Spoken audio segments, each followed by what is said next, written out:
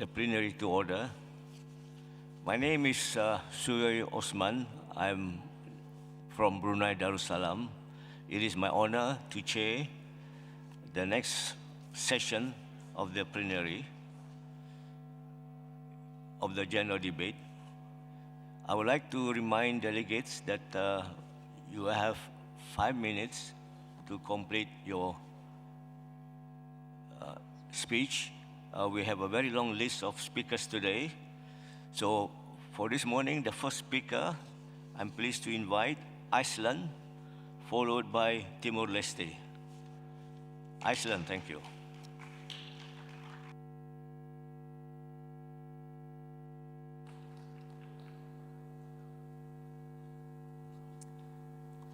Good morning, Mr. President, dear colleagues.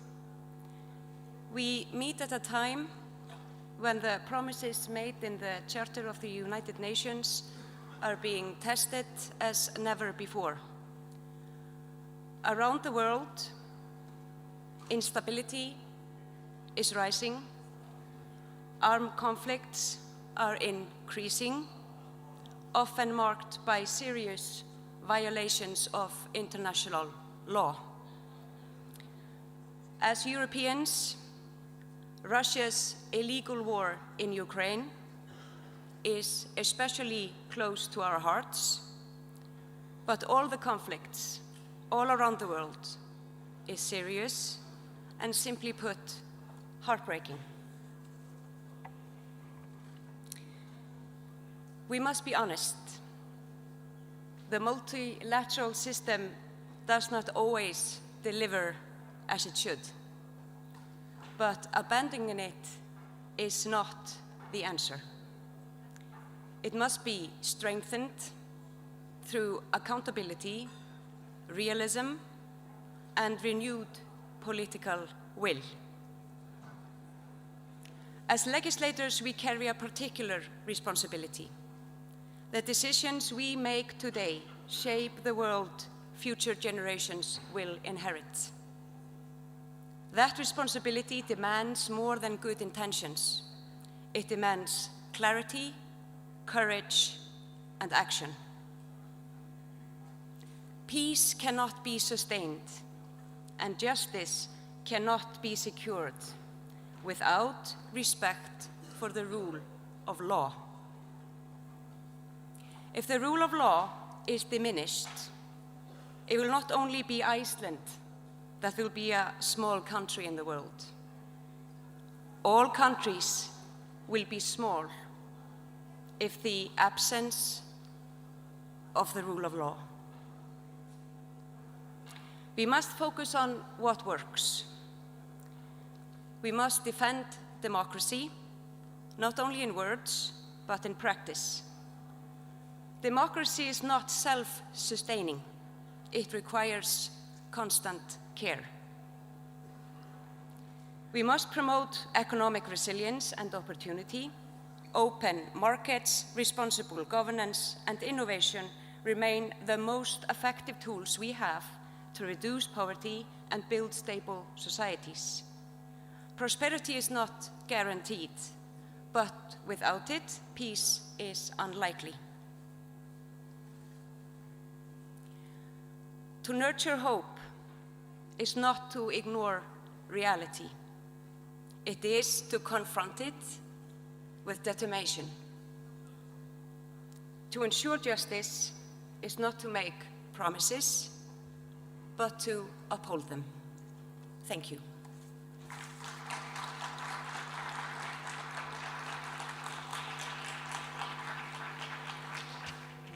Thank you, distinguished delegate from Iceland.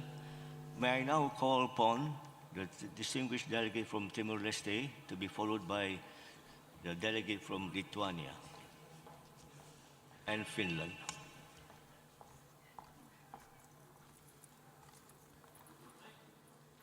Muito bom dia a todos.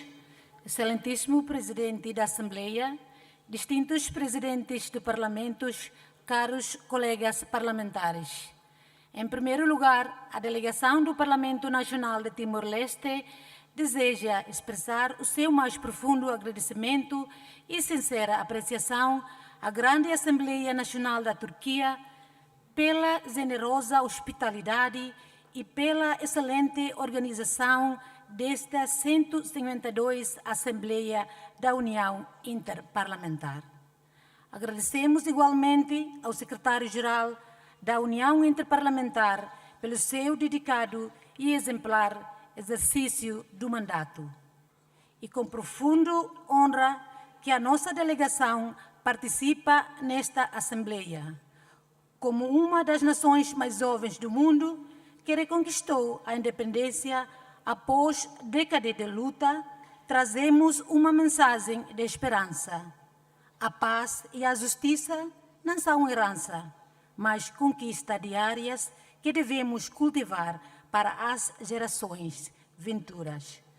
O nosso Parlamento Nacional, eleito por representação proporcional num país de cerca de 1,3 milhões de habitantes e pilar da consolidação democrática. Com 65 deputados, promovemos a multipartidarismo e alternância pacífica do poder. A nossa Constituição reforça a estabilidade, a governação e a confiança pública. O governo tem priorizado leis e políticas que incorporam a sustentabilidade intergeracional, em consonância com o Plano Estratégico de Desenvolvimento Nacional de 2011-2030 e alinhado com os Objetivos de Desenvolvimento Sustentável. Destacamos a Lei de Base do Ambiente, a Política Nacional de Florestas, o Plano Nacional de Ordenamento do Território e a recente Orientação Estratégica para a Política e Plano de Ação da Economia Azul de 2025 a 2030. A diplomacia parlamentar timorense tem sido instrumento ativo de paz. Partilhamos a nossa experiência de construção da paz pós-conflito nas Nações Unidas e nos IG7+, e promovemos o diálogo como método de resolução de conflitos através da CPLP, da parceria com a União Europeia e de acordos bilaterais. A adesão à ASEAN, oficializada em outubro de 2025, e a Organização Mundial do Comércio representam marcos históricos que reforçam a nossa soberania e a nossa participação ativa nos mecanismos de diálogo e cooperação interparlamentar. Este duplo processo de integração posiciona Timor-Leste como parceiro ativo na promoção da paz e da justiça, reforça a diplomacia parlamentar e cria um ambiente econômico estável para o desenvolvimento. A estabilidade política e a inserção global, tudo isto demonstra que nações pequenas como Timor-Leste podem construir pontes de paz e justiça. Excelentíssimas senhoras e senhores, Timor-Leste enfrenta, contudo, desafios reais, para os quais tem respondido com abordagens integradas e proativas através de Programa de Proteção Social, destacando-se o apoio específico a mulheres grávidas e a crianças até aos 3 anos de idade para combater a má nutrição. Estabelecimento de uma quota de 30% para mulheres na política, que se refleta atualmente nos 38% de deputadas do nosso Parlamento são mulheres. Investimento em educação e saúde gratuitas, com reforço de infraestruturas educativas, atribuição de bolsa de estudo e fortalecimento do Sistema Nacional de Saúde. A adoção da adaptação baseada em ecossistemas no Plano Nacional de Adaptação com foco na resiliência costeira e marinha, gestão e recursos hídricos e redução de riscos de desastres. Timor-Leste cultiva a esperança porque viveu escuridão e escolheu a luz da democracia. Que o diálogo interparlamentar seja a ferramenta que transforma desafios em oportunidades partilhadas. Juntos, cultivemos a esperança, seguramos a paz e garantimos justiça, não apenas para as nossas crianças, mas para todas as gerações que ainda virão. Muito obrigada. Thank you very much. Thank you, Timor-Leste. Now may I invite the distinguished, the honorable representative from Lithuania, followed by Finland and Germany. Thank you.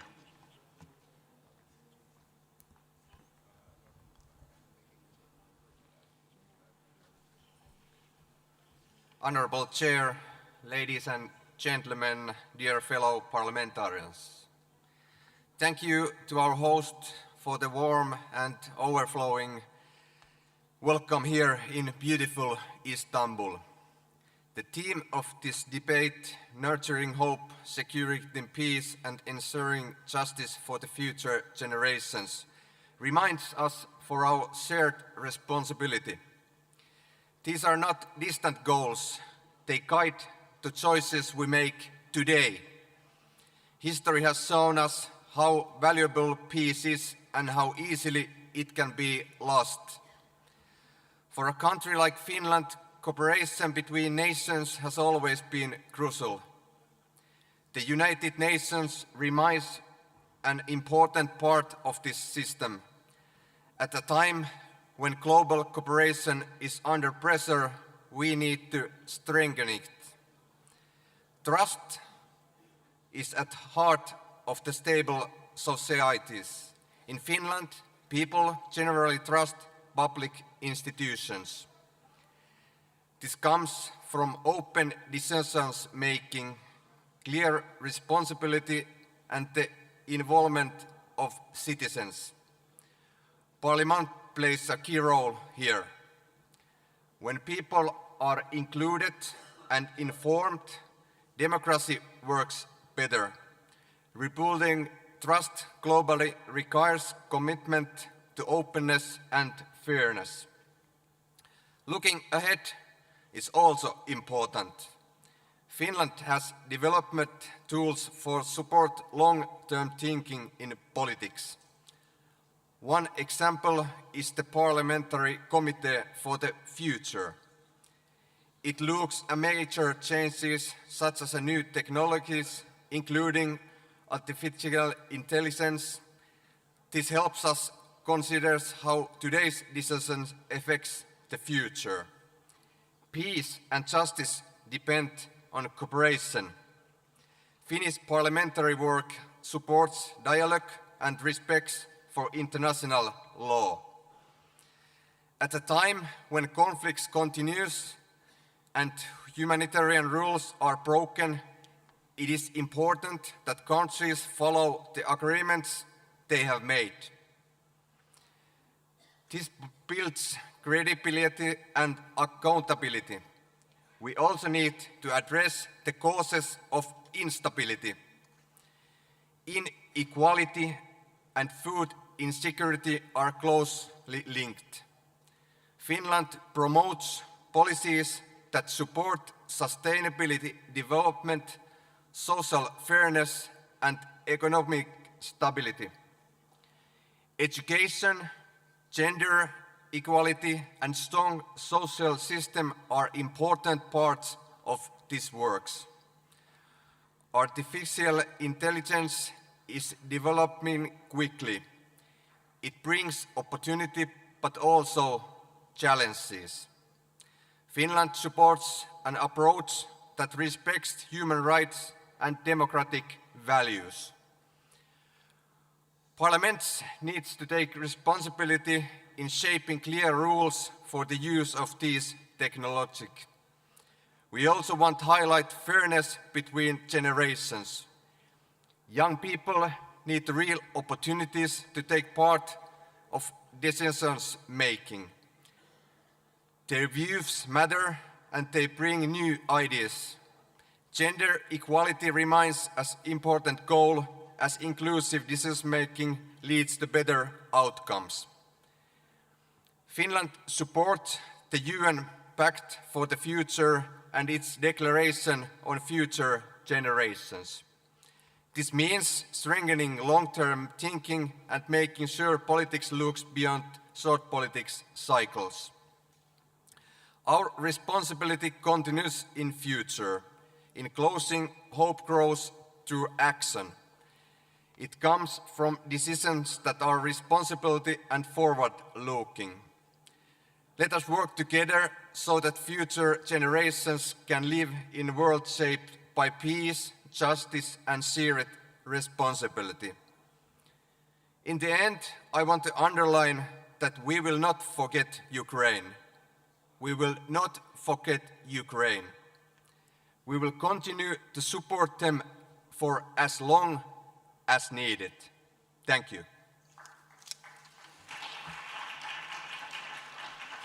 Thank you, the Honourable Representative from Finland. May I now call the distinguished delegate from Germany.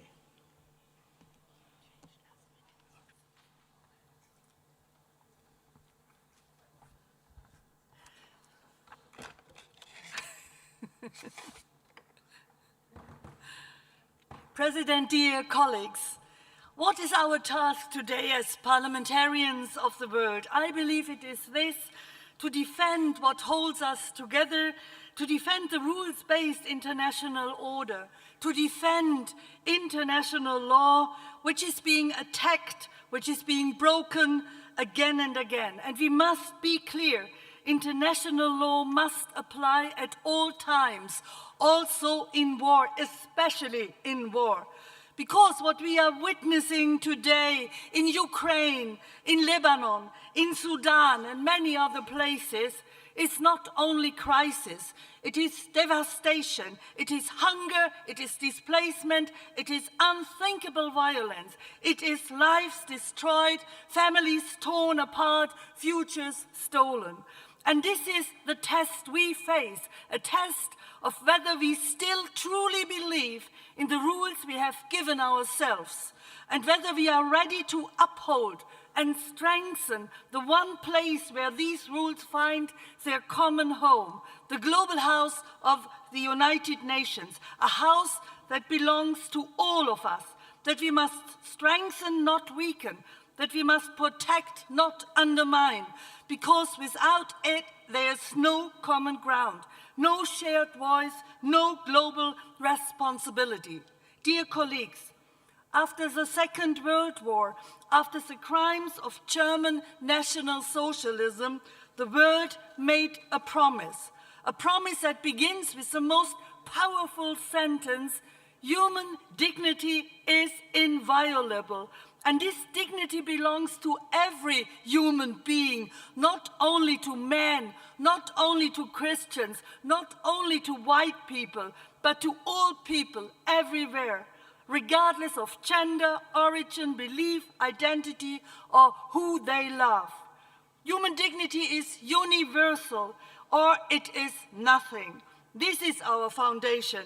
This is what unites us. But today, human dignity is violated, it is being trampled. Civilians are targeted, suffering is ignored or even tolerated. And so the question is, are we willing to defend this promise? Because this is our responsibility, not tomorrow, but now. And the challenges we face are immense: war, conflict, a growing divide between rich and poor, deepening inequality, multiple crises, and above all, the climate crisis. In places like Tuvalu, Kiribati, Fiji, the climate crisis is no longer a distant threat. It has already become a question of survival. And it is especially local communities and indigenous peoples from the islands of the Pacific to the heart of the Amazon rainforest who are already losing their homes, their land, and their livelihoods, who are most affected while having contributed the least to the climate crisis.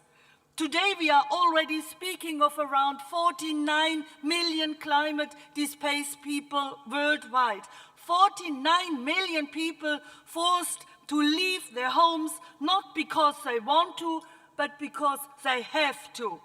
The climate crisis fuels conflict. Conflict deepens injustice, and injustice destroys hope. So if we speak about nurturing hope, about securing peace, about ensuring justice for future generations, then we must act together. We must strengthen international law. We must defend human rights. We must take responsibility for our people, for humanity, and for our planet, because there is no planet B. And we must also protect what holds our societies together: a free civil society, a vibrant culture which depends on freedom and expression, artistic freedom, and a free press, and spaces where people can meet each other as human beings, regardless of background or belief, where empathy and solidarity can grow. Dear colleagues, that is why everything depends on us. So let us stand together and defend what binds us, so that this world does not break apart but moves forward with the commitment to fundamental rights, to peace, to justice, to democracy. Thank you very much. Thank you, Germany. May I now invite the Honorable Representative from Suriname to be followed by Jack. Thank you.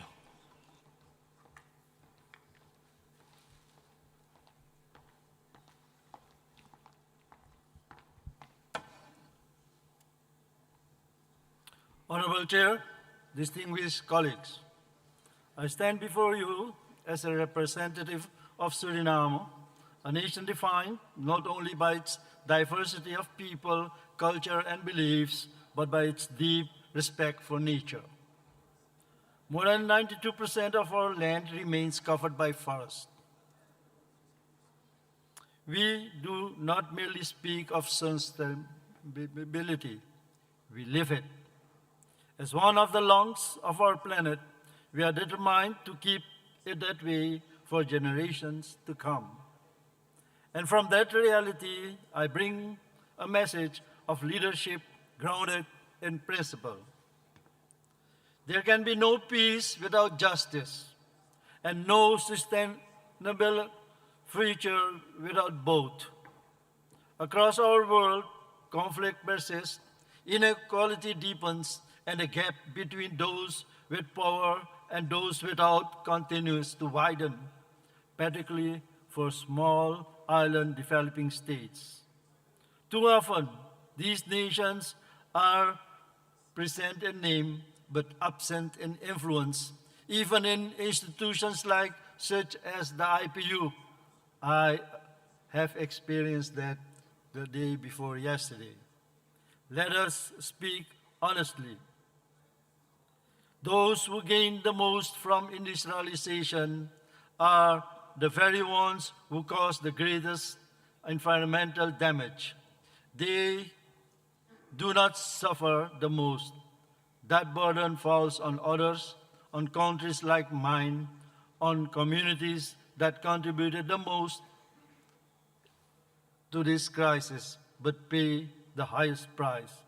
So today, I do not come with a request. I come with a call to lead together.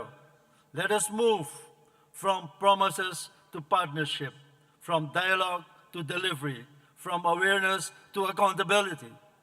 Share knowledge, provide access to technology and resources, enable us to protect what remains one of the world's most vital natural assets of our forest, the lungs of our world.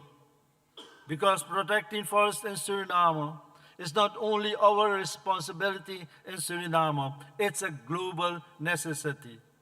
At the same time, climate change is accelerating. In my country, more than 2/3 of our people are already facing the realities of rising sea levels, threatening homes, livelihoods, and infrastructure. This is not tomorrow's crisis. This is today's reality. So I ask you, not as a formality, but as a moment of truth. Will we lead with courage or delay with comfort? The people of states are not asking for sympathy. They are demanding fairness. They are expecting leadership, and history will judge us, not by what we intended, but by what we delivered. We have the knowledge, we have the technology, we have the capacity. What remains is the choice. Let us choose action over hesitation. Let us choose justice over convenience. Let us choose a future where peace is built on fairness and shared responsibility. Because true leadership is not about protecting natural interests alone, it's about advancing our collective survival. Let us lead together. I thank you, Mr. President.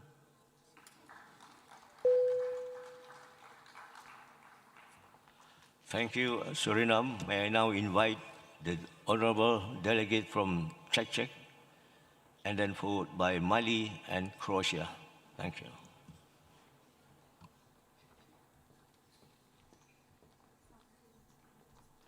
Is this for us small women to step on? Oh,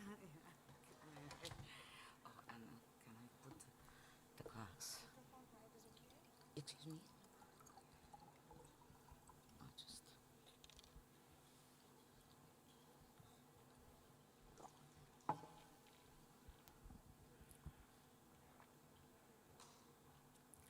Honorable President Axon, honorable speakers, distinguished colleagues, deputies, parliamentarians, ladies and gentlemen. We gather here in Istanbul, in beautiful Istanbul, which is connecting the Europe and Asia, at a time when the world, more than ever, needs a clear voice of reason. The theme of our assembly, nurturing hope, securing peace, and ensuring the justice for future generations, is not merely a diplomatic slogan. It's a direct appeal to us, the lawmakers, who represent billions of people for whom peace is the fundamental condition of existence. Peace is not merely the absence of war. True peace is a state where international law and stability are not the privileges of the strong, but they are guaranteed and are guaranteed right of every sovereign state. As parliamentarians, we hold a tool more powerful than weapons: the law, diplomacy, and dialogue. Our parliaments must be the pillars that actively protects and supports the peace. I stand here as a representative of the Czech Republic.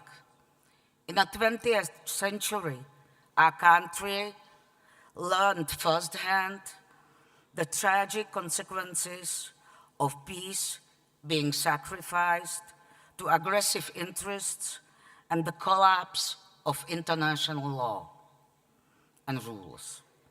This historical experience has taught us that peace is indivisible, and maintaining it requires the courage to identify threats and stand up for the territorial integrity of all states.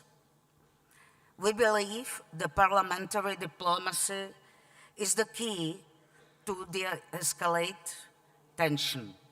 The Czech Republic is actively involved in stabilizing regions because we know that building peace doesn't end with the signing of agreement. It begins with the daily work on security and mutual trust. Peace is not the goal, it's the path. So what path to peace do we offer?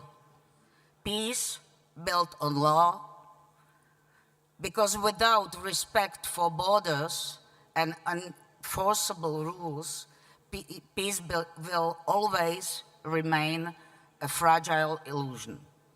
Peace built on dialogue.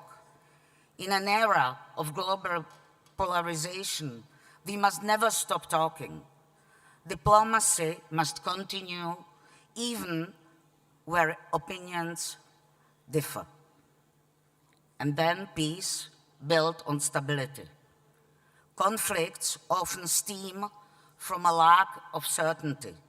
A predictable environment and economic cooperation are the best prevention of future wars.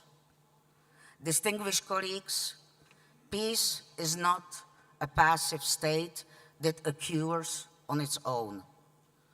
Peace is an active discipline that we must practice every day through our political decisions.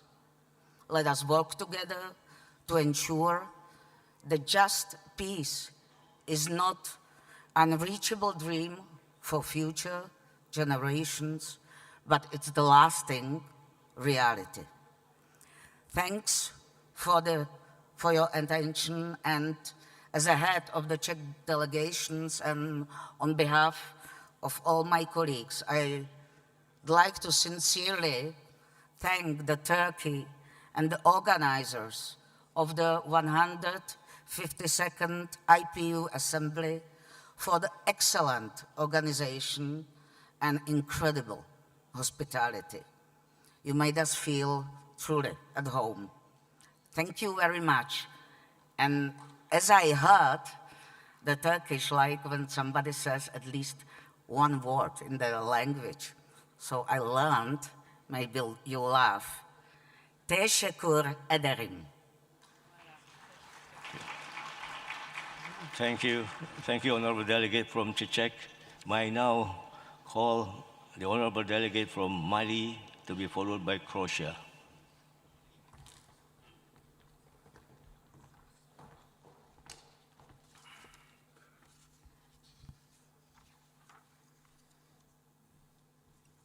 Monsieur le Président, Mesdames, Messieurs, permettez-moi avant tout propos de m'acquitter d'un agréable devoir, celui de vous porter les salutations des paisibles populations maliennes et celles de l'honorable Malick Diaw, président du Conseil national de transition du Mali. Ensuite, je voudrais exprimer les remerciements du Conseil national de transition du Mali à son Excellence M. Numan Kurtulmuş et à la Grande Assemblée nationale de Türkiye pour avoir bien voulu l'inviter à prendre part à cette 152e Assemblée de l'Union interparlementaire. Nous pouvons être personnellement des vôtres aujourd'hui en raison de l'ouverture de la session ordinaire d'avril de notre organe législatif. Le président Malick Diaw me charge de vous exprimer tous ses regrets et surtout de vous assurer de ses bénédictions et de ses vœux de réussite. Monsieur le Président, c'est avec un immense honneur et un réel plaisir que je prends la parole au nom de la délégation malienne à cette tribune de la 152e Assemblée de notre organisation sur la thématique de cultiver l'espoir, consolider la paix et assurer la justice pour les générations futures. Pour nous, les États du Sahel en général, le Mali en particulier, le thème vient bien à propos. En effet, plus que d'autres, les populations de notre sous-région, le Sahel, appellent de tous leurs vœux un monde d'espoir, de paix et de justice. Le souci d'instaurer la paix en faisant face à la menace terroriste a conduit les populations du Sahel, sous l'impulsion de leur leader, leur Excellence capitaine Ibrahim Traoré du Burkina Faso, général d'armée Abdrahmane Tchani de la République du Niger et général d'armée Assimi Goïta de la République du Mali, a décidé d'unir leurs efforts par un traité portant création de la Confédération des États du Sahel.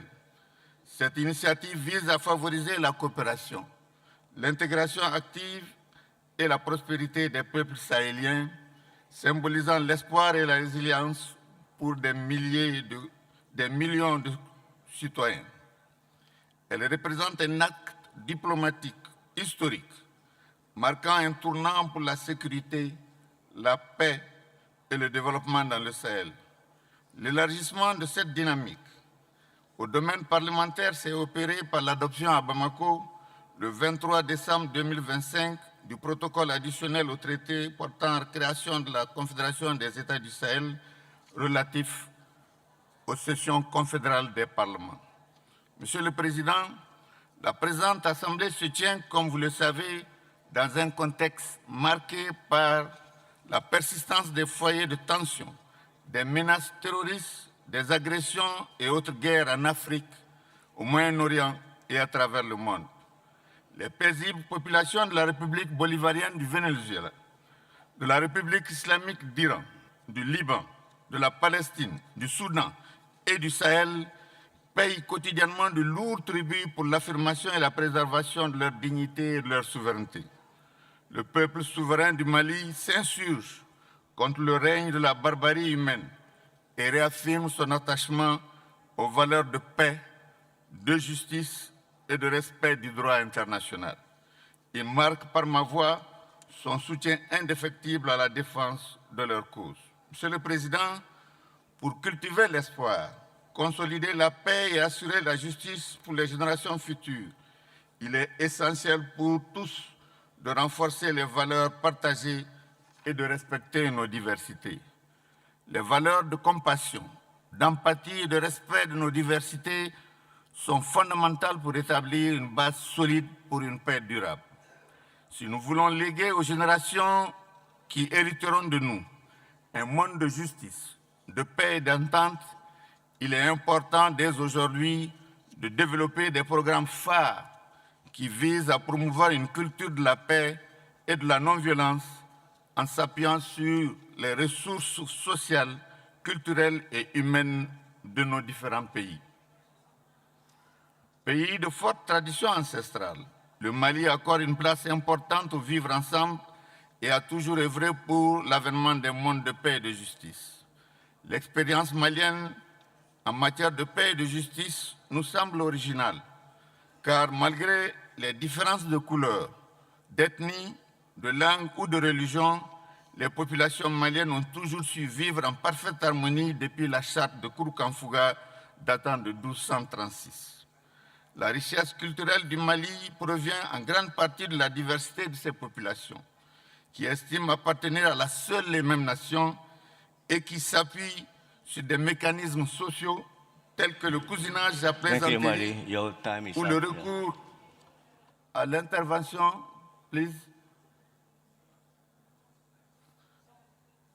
à l'intervention de certains groupes sociaux spécifiques pour entreprendre des médiations et maîtriser de nombreux conflits dans le pays et surtout cultiver l'espoir et consolider la paix.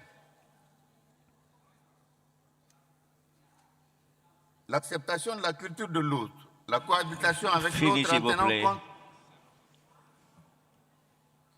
Your red light is on. Thank you. Please, 1 minute. 1 minute, please. Il a plu à son Excellence le général d'armée Assimi Goïta, chef de l'État, de décréter l'année 2026-2027 année de l'éducation et de la culture. Pour nous, les parlementaires doivent faire de sorte que les législations tiennent compte de la consolidation de la paix et s'assurer que les textes qu'ils adoptent permettent une bonne distribution de la justice. Please conclude Il en va de même speech. pour les gouvernements dans l'élaboration Mali. des politiques Thank you. publiques. Je vous remercie.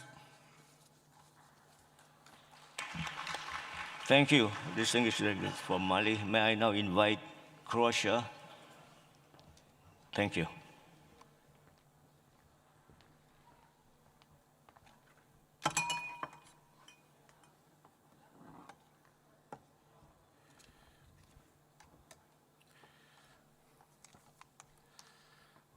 Distinguished guests, today we stand at a crossroads in time between a past that has shaped us and a future that depends on our choice.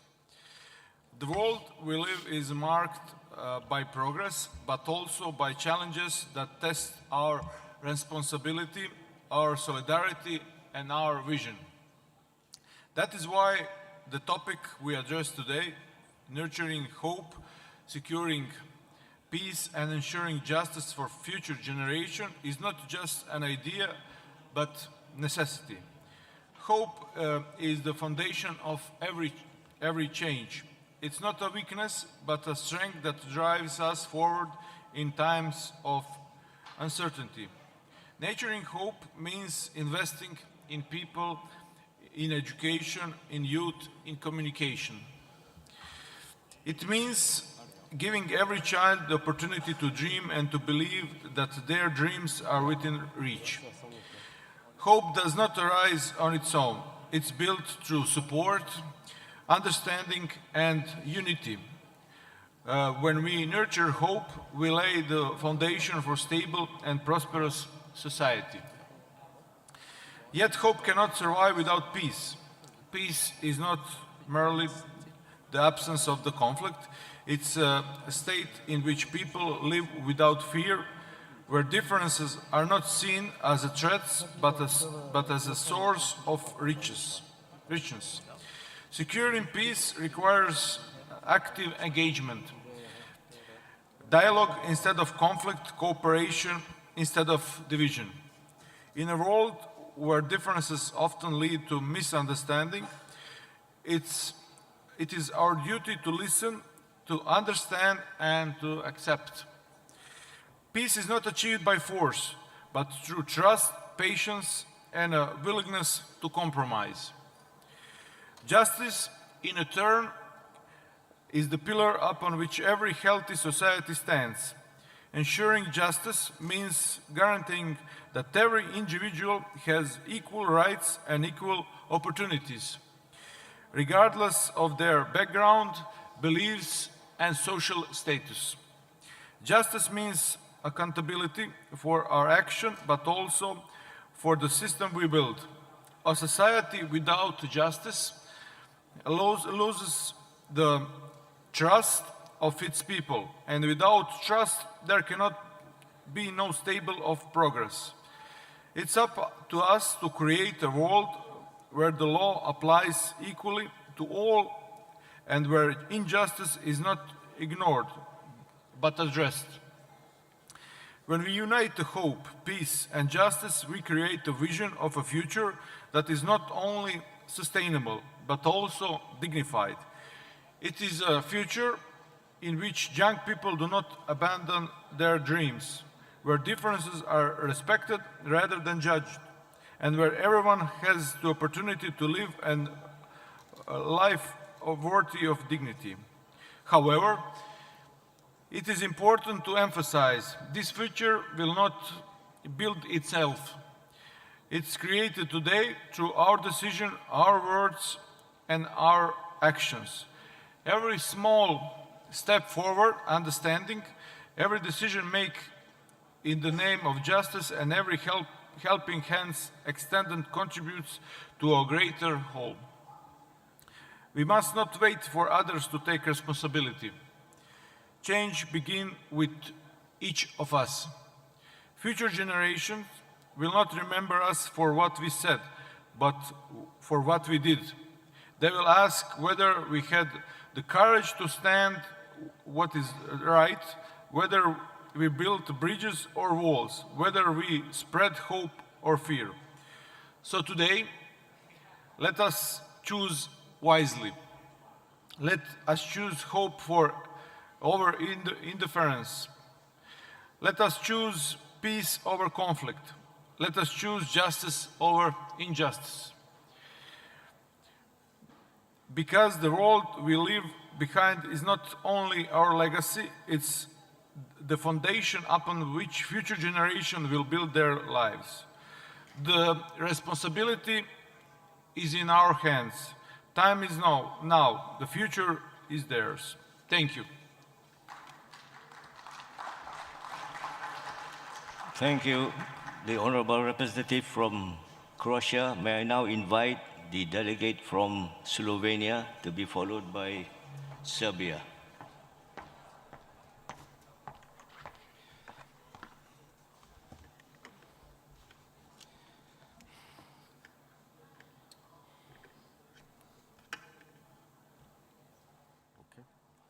honorable guests, dear colleagues. The world today is facing challenges that by their nature, scope and impact go far beyond the borders of individual countries. With the growing number of armed conflicts, deepening social and economic inequalities, the climate crisis, and the rapid development of artificial intelligence, it is becoming increasingly clear that no country can effectively address today's global threats alone. Therefore, now more than ever, we need stronger multilateral cooperation based on trust, responsibility, and respect for international law. In this context, the United Nations plays an irreplaceable role as the central forum for jointly seeking solutions, preventing conflicts, and maintaining international peace and security.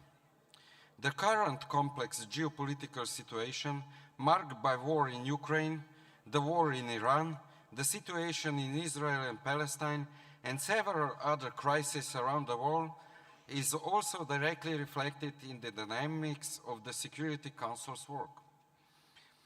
It is therefore all the more important that the international community does not accept paralysis, but remains committed to the dialogue, to searching for common ground, and to adhere to the fundamental principle of the Charter of the United Nations. Peace should never be taken for granted. It is something we must build patiently through cooperation and a sense of responsibility. At a time when the world is riven by wars, geopolitical tensions and divisions, we parliamentarians from Europe and around the world must once again reaffirm the importance of dialogue and mutual respect. Lasting peace does not rest simply on the silence of weapons, but on justice, on the principle that every individual and every nation, regardless of size or power, enjoys equal rights and freedoms.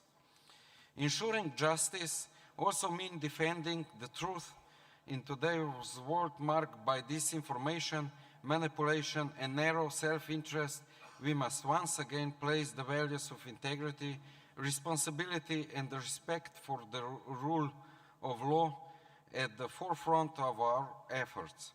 Justice is the foundation of trust, both among people and among nations. Without justice, there can be no peace, and without trust, there can be no freedom. Slovenia will remain a constructive and connecting partner, and from the impartial perspective of a small country, will continue to look for ways move forward on most challenging international issues. We will continue to promote mediation as a key tool and one of the most effective means of preventing conflicts and supporting peace buildings. Ladies and gentlemen, we need more cooperation, not less. More trust in international institutions, not less. And more responsible democratic policy making, and not less. This is why the role of parliaments is particularly important today. Parliaments are a pillar of democratic legitimacy, political accountability, and public trust. Our responsibility is to strengthen people's confidence in democracy, to uphold the respect for international law, and to help shape solutions based on dialogue, inclusion, and shared responsibility. No country can effectively deal with the many challenges and threats to the international peace and security alone. What we need is a collective, coordinated, and timely response, and parliamentarians play an important role in this process. I therefore welcome today's discussions and believe that it brings us one more step closer to a safer, more just, and more peaceful world. Thank you.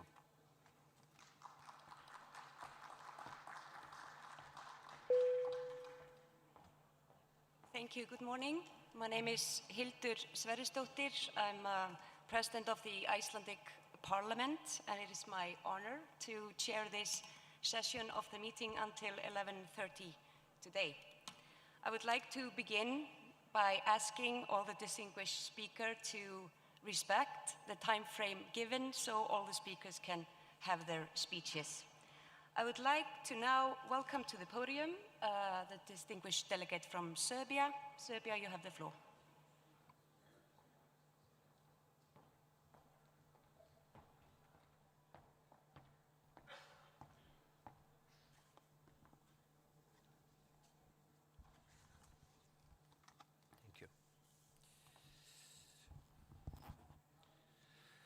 Honorable Chair, ladies and gentlemen, dear colleagues.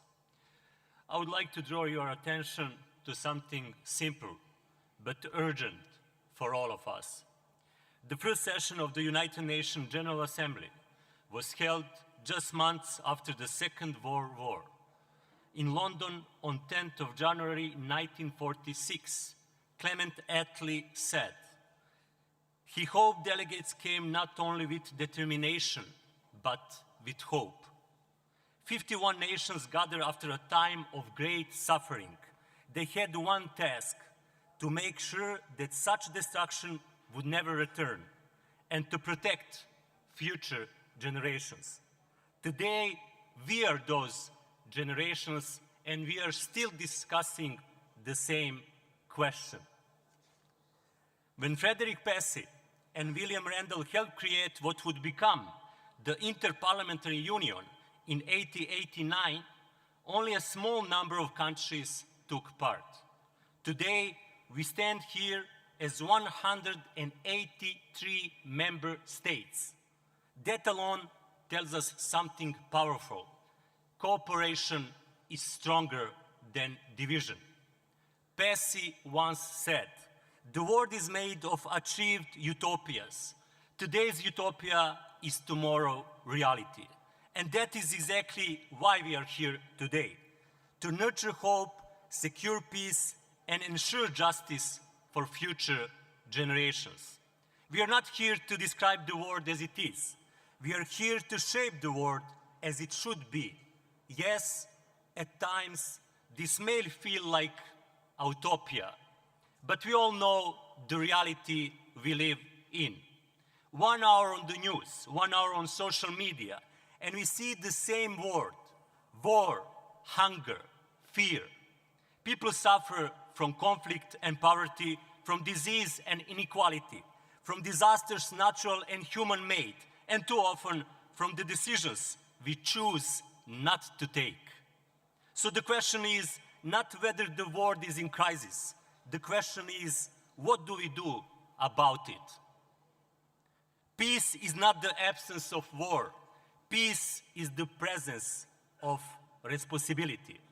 It is a built or it is a broken every single day. And that is why parliaments matter. We are not here to deepen differences. We are here to bridge them. We are here to replace silence with dialogue and distance with cooperation. Diplomacy is not decoration. It is responsibility towards humanity. Only by choosing cooperation over fear and trust over isolation can we build a world where future generations do not inherit our crises, but our solutions. Hope is not a feeling, it is a choice every single day. It's not something we inherit, it is something we build together. Peace is not a moment, it is a duty. And peace should not remain tomorrow's utopia. It must become today's obligation for all of us. Thank you.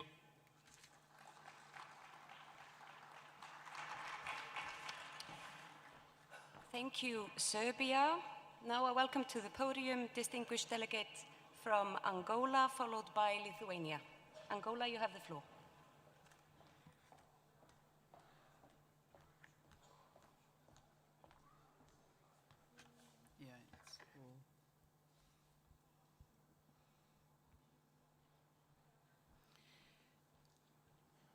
Excelência, Senhora Presidente, todo o protocolo observado.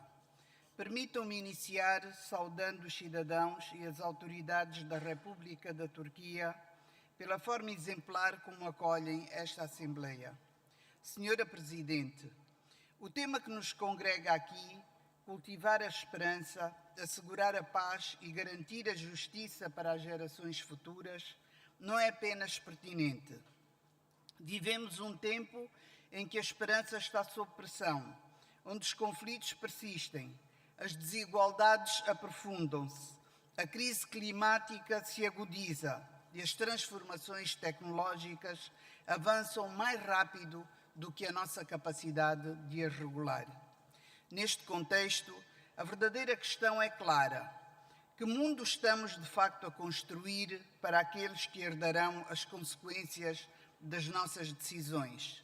Senhoras e senhores, os parlamentos são, por natureza, instituições de visão e de responsabilidade histórica, que não se limitam a responder ao presente, mas assumem o dever de antecipar e de moldar o futuro com propósito e sentido de responsabilidade.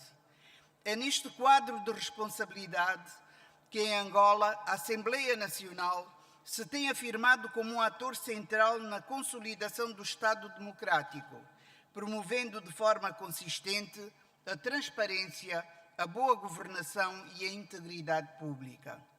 Afirma-se através da credibilidade das instituições, da sua proximidade efetiva aos cidadãos e, acima de tudo, da sua capacidade de gerar resultados concretos que transformem vidas.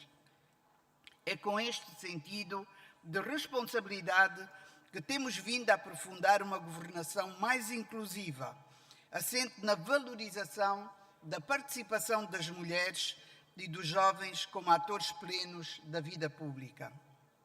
Caros colegas, distintos convidados, a paz constrói-se todos os dias com justiça, com oportunidades económicas e com o respeito efetivo dos direitos humanos.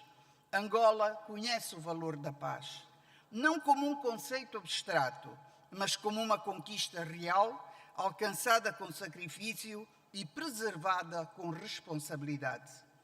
É essa experiência que nos permite afirmar, com convicção, que a paz só é sustentável quando assenta na inclusão, na equidade e na criação de oportunidades. Num mundo cada vez mais fragmentado e polarizado, o multilateralismo afirma-se como uma necessidade incontornável, pelo que a diplomacia parlamentar assume uma relevância acrescida, não como um exercício protocolar, mas como um instrumento ativo de aproximação entre os povos, de prevenção de conflitos e de construção de consensos. Reafirmamos, por isso, o nosso firme compromisso com a cooperação e com o respeito pelo direito internacional, enquanto pilares de uma ordem global mais justa, previsível e estável. Excelências, as alterações climáticas intensificam vulnerabilidades, a insegurança alimentar compromete a dignidade humana e as desigualdades persistentes fragilizam a coesão social, criando condições propícias ao conflito. No meu país, temos vindo a responder a estes desafios com políticas concretas orientadas para a diversificação da economia e a gestão sustentável dos recursos naturais. Trata-se de um caminho claro em direção a um desenvolvimento mais resiliente, inclusivo e duradouro. Neste esforço, o Parlamento desempenha um papel essencial, assegurando um enquadramento legislativo que promove a equidade, reforça a resiliência e garante que o desenvolvimento se constrói com inclusão. Ao mesmo tempo, enfrentamos um novo desafio de natureza estrutural, a rápida expansão da inteligência artificial. Esta tecnologia pode constituir um poderoso fator de aceleração para a inclusão dos países em desenvolvimento, mas o seu impacto dependerá em grande medida das escolhas que fizermos hoje. Por isso, defendemos uma abordagem ética, responsável e centrada no ser humano, que salvaguarde os direitos fundamentais e preserve a integridade das nossas democracias. Senhora Presidente, Garantir justiça para as gerações futuras exige mais do que intenções, exige decisões concretas, coerentes e sustentadas no tempo. O futuro deve ser construído com aqueles que o irão viver. Minhas senhoras e meus senhores, cultivar a esperança é hoje um verdadeiro ato de liderança. A esperança de que precisamos é aquela que se traduz em políticas públicas eficazes, em leis justas e em compromissos corrigidos. Seremos lembrados como a geração que adiou soluções ou como aquela que teve a coragem de construir o futuro. Muito obrigada.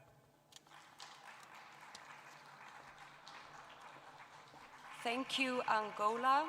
Now I welcome to the podium distinguished delegate from Lithuania, followed by Greece. Lithuania, you have the floor.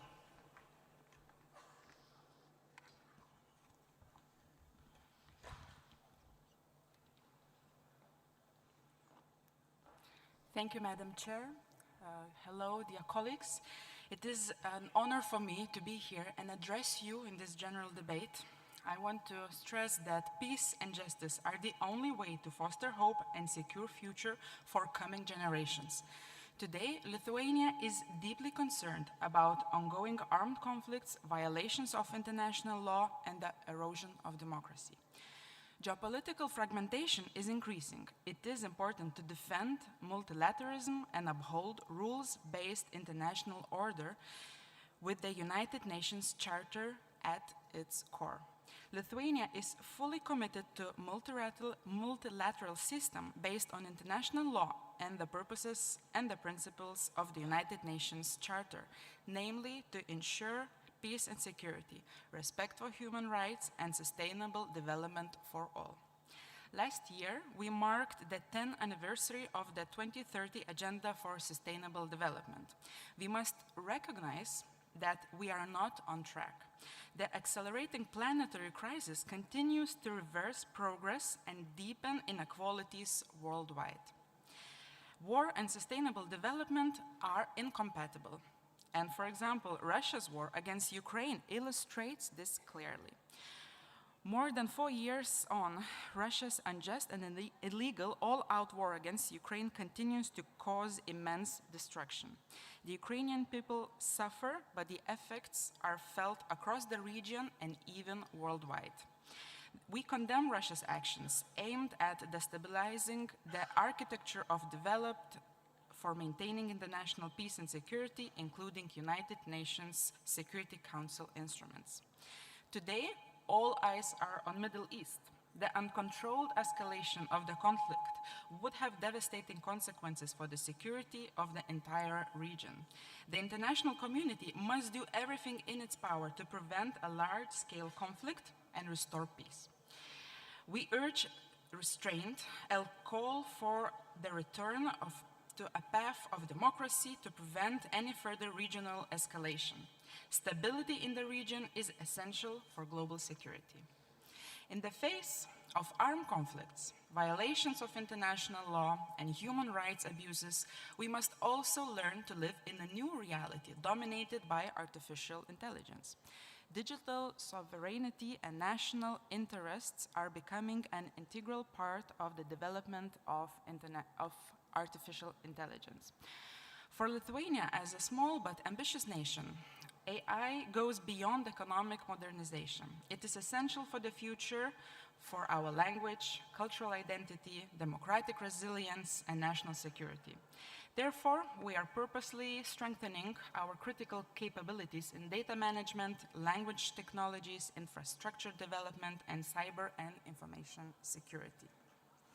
Dear colleagues, when making decisions today, we must consider what kind of future it will create for the upcoming generations.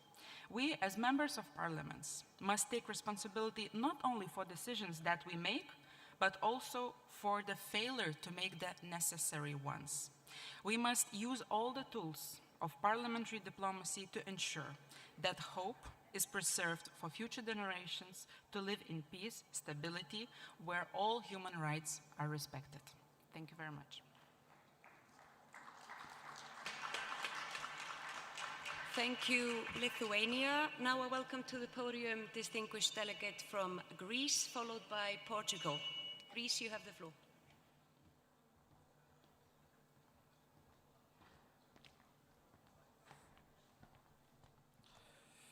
Thank you, Madam Chair.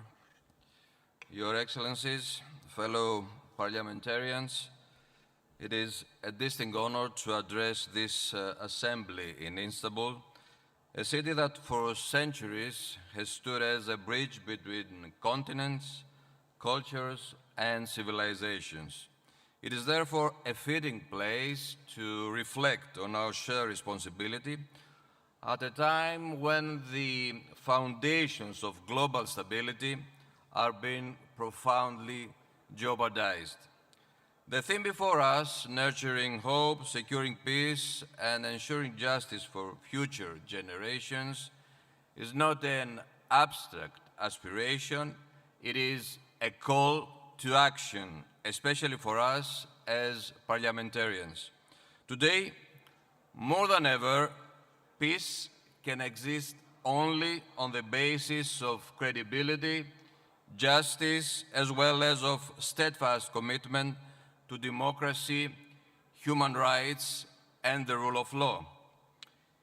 In an environment like the one we are facing today, our core role is to safeguard the principles that give legitimacy to our system of governance. The rule of law must prevail over the rule of force. The democratic institutions must be resilient, inclusive, and accountable. Especially in the region of Eastern Mediterranean, the challenges we face reflect in many ways broader geopolitical trends. Shifting alliances, huge migration flows, tensions over maritime zones, differing interpretation of international law, with the dialogue being replaced by unilateral actions. Respect to international law, and in particular the United Nations Convention on the Law of the Sea, is not optional. It is essential for safeguarding peace and stability in the region. At the same time, we must look beyond the management of tensions and invest in the creation of opportunities.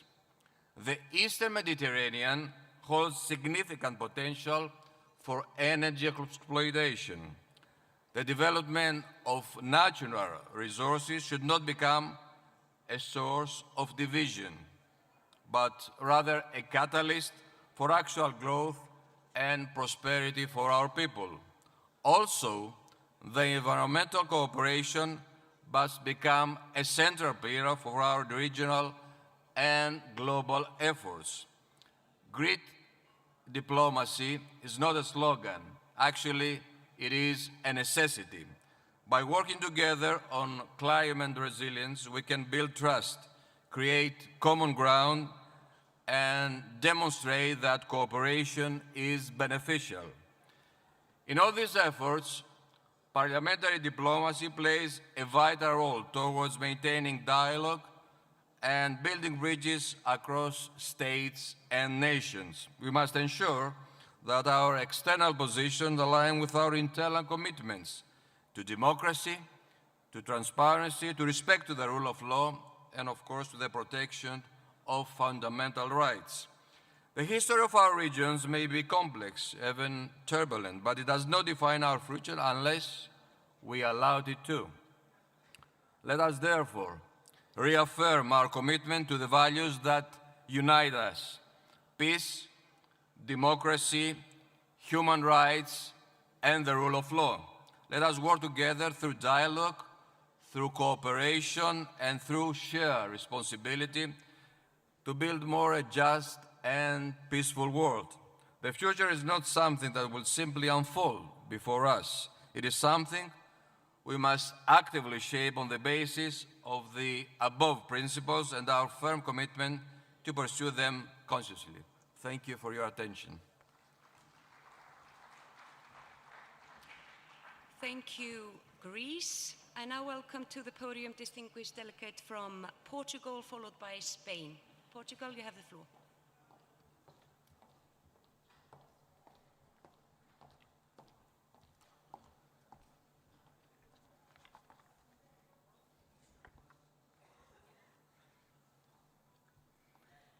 Senhora Presidente, senhoras e senhores deputados, este debate convoca-nos para uma responsabilidade essencial da política do nosso tempo: fomentar a esperança, consolidar a paz e garantir justiça para as gerações futuras. Fazemo-lo num contexto internacional marcado por instabilidade crescente, fragmentação e desconfiança.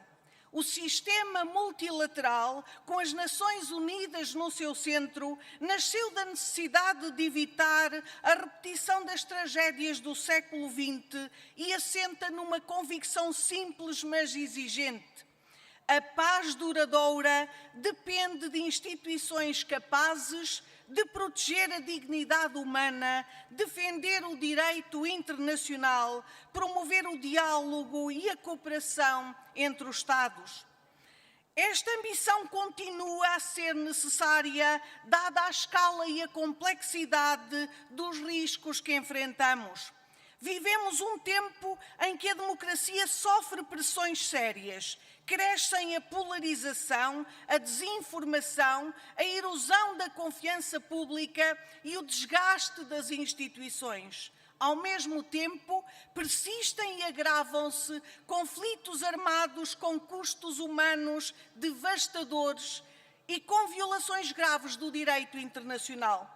A estas ameaças juntam-se desigualdades persistentes, deslocações forçadas, insegurança alimentar, degradação ambiental, emergência climática, fatores de instabilidade, de agravamento da pobreza e de intensificação de tensões sociais e geopolíticas. Neste quadro, a justiça intergeracional ganha centralidade.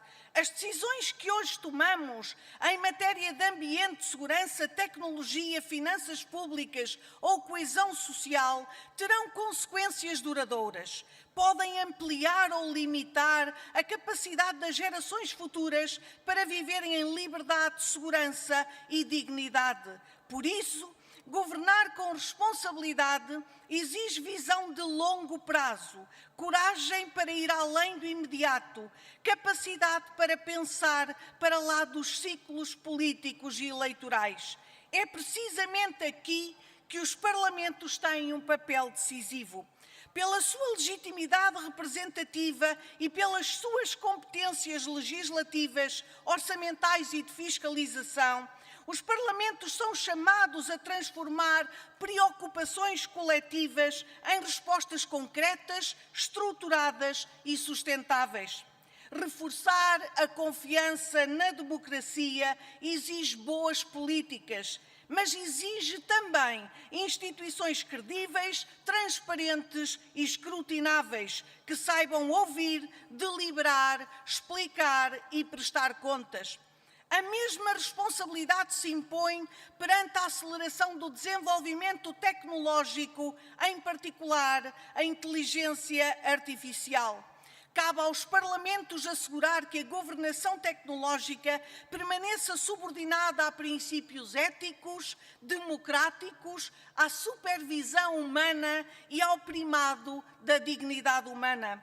Num sistema internacional sob forte pressão, a diplomacia parlamentar e a cooperação interparlamentar são indispensáveis. Os parlamentos podem preservar espaços de diálogo, apoiar soluções assentes no direito internacional e afirmar uma visão de segurança como bem comum. Alimentar a esperança não é um exercício retórico, é uma responsabilidade institucional e moral. A paz, a justiça e a credibilidade da ordem multilateral dependerão da capacidade dos parlamentos para agir com visão, com rigor e com sentido de responsabilidade histórica perante o presente e o futuro. Cumpre-nos a todos estar à altura desta exigência. Muito obrigada. Thank you, Portugal. And now I welcome to the podium distinguished delegate from Spain, followed by Republic of Korea. Spain, you have the floor.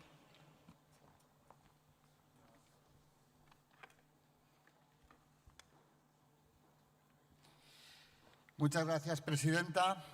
Estimados colegas, es un honor dirigirme en nombre de España en esta 152 Asamblea de la Unión Interparlamentaria en un momento especialmente complejo, pero también decisivo para el presente y el futuro de nuestras sociedades. El lema que hoy nos convoca, cultivar la esperanza, asegurar la paz y garantizar la justicia para las generaciones futuras, no es una declaración retórica, es una hoja de ruta, es un mandato y sobre todo es una responsabilidad que interpela directamente a quienes representamos a los ciudadanos en nuestros parlamentos. Vivimos en un mundo marcado por conflictos persistentes, por tensiones geopolíticas crecientes, por crisis humanitarias y por desigualdades que siguen ampliándose. Un mundo en el que millones de personas sienten incertidumbre, desconfianza y, en muchos casos, abandono. En ese contexto, hablar de esperanza no es ingenuo, es imprescindible. Pero la esperanza no se decreta, se construye. Se construye con decisiones valientes. Se construye con instituciones sólidas y se construye sobre todo con una política útil, cercana y responsable. Ahí es donde los parlamentarios y los parlamentos tenemos un papel insustituible, porque somos el primer eslabón entre las instituciones y la ciudadanía, porque somos la voz de quienes nos han elegido y porque tenemos la obligación de transformar sus preocupaciones en soluciones reales. La paz, queridos compañeros, no puede entenderse únicamente como la ausencia de conflicto. La paz es también cohesión social, igualdad de oportunidades, desarrollo y dignidad. Y esa paz duradera solo puede construirse desde la justicia. Una justicia que no sea selectiva ni parcial. Una justicia que proteja a los más vulnerables. Una justicia que piense no solo en el presente, sino en quienes heredarán nuestras decisiones. Y es precisamente ahí donde la Unión Interparlamentaria adquiere un valor extraordinario. La UIP no es solo un foro de encuentro, es el mayor espacio de diálogo parlamentario a nivel global desde hace más de 130 años, donde representantes de realidades muy distintas comparten experiencias, construyen consensos y, lo que es más importante, generan confianza en un mundo que muchas veces parece perderla. Es un instrumento esencial de diplomacia parlamentaria, capaz de tender puentes allí donde, en ocasiones, los canales tradicionales se bloquean. Y eso, en el contexto actual, es más necesario que nunca. Es un instrumento, como he dicho, esencial. Pero además, la UIP nos recuerda algo fundamental, que el trabajo parlamentario no termina en nuestros hemiciclos ni en nuestras comisiones. Empieza y termina en la gente, porque nuestra legitimidad nace de los ciudadanos y nuestra utilidad se mide en su vida cotidiana. Por eso, uno de nuestros grandes retos como parlamentarios es hacer que las decisiones globales no se perciban como algo lejano, ajeno o incomprensible. Debemos acercarlas, debemos explicarlas, debemos compartirlas y, sobre todo, debemos implicar a la ciudadanía en ellas. Hacerles partícipes de los grandes debates, escuchar sus preocupaciones reales, incorporar su voz a la toma de decisiones, porque solo así lograremos que la esperanza sea compartida, que la paz sea sostenible y que la justicia sea verdaderamente inclusiva. Y ese es precisamente uno de los grandes valores de la UIP, su capacidad para conectar lo global con lo local, lo internacional con lo cotidiano y para recordarnos que detrás de cada decisión hay personas concretas que esperan respuestas. España cree firmemente en ese enfoque. España es un ejemplo de cómo el diálogo, la convivencia y el respeto a la pluralidad pueden consolidar sociedades abiertas, democráticas y cohesionadas. Un país que ha sabido construir desde la diversidad un modelo de convivencia basado en el Estado de Derecho, en las libertades y en el respeto institucional. Pero también creemos que esa fortaleza democrática exige algo más. Exige coherencia, exige responsabilidad y exige claridad en la defensa de los principios. Nuestro país participa activamente en los principales foros internacionales, promoviendo el entendimiento, la estabilidad y la defensa de los derechos humanos y lo hace desde la convicción de que la paz duradera solo puede construirse sobre la base de reglas compartidas, compromisos cumplidos y posiciones claras. Porque, y permítanme decirlo con claridad, cuando los principios se convierten en moneda de cambio, quienes pierden no son los gobiernos, son los ciudadanos. Cuando los principios se subordinan a intereses coyunturales o las reglas se interpretan en función de las circunstancias, se debilita el Estado de Derecho, se erosiona la confianza y se resiente la credibilidad de las instituciones. No podemos permitirnos fallar a las generaciones futuras, no podemos trasladarles un mundo más dividido, más injusto y más inseguro. No podemos dejarles un legado de incertidumbre. No estamos aquí solo para representar el presente, estamos aquí para proteger el futuro. Y ese futuro empieza con las decisiones que tomamos hoy. Estimados colegas, termino. La paz no se construye desde el ruido de los fanatismos ni desde la vanidad de los egos. Se construye desde la serenidad de los principios, la firmeza de las decisiones y el respeto entre quienes piensan distinto. Muchas gracias.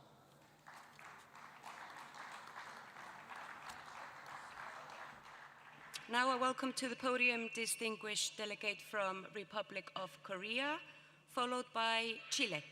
Republic of Korea, the floor is yours.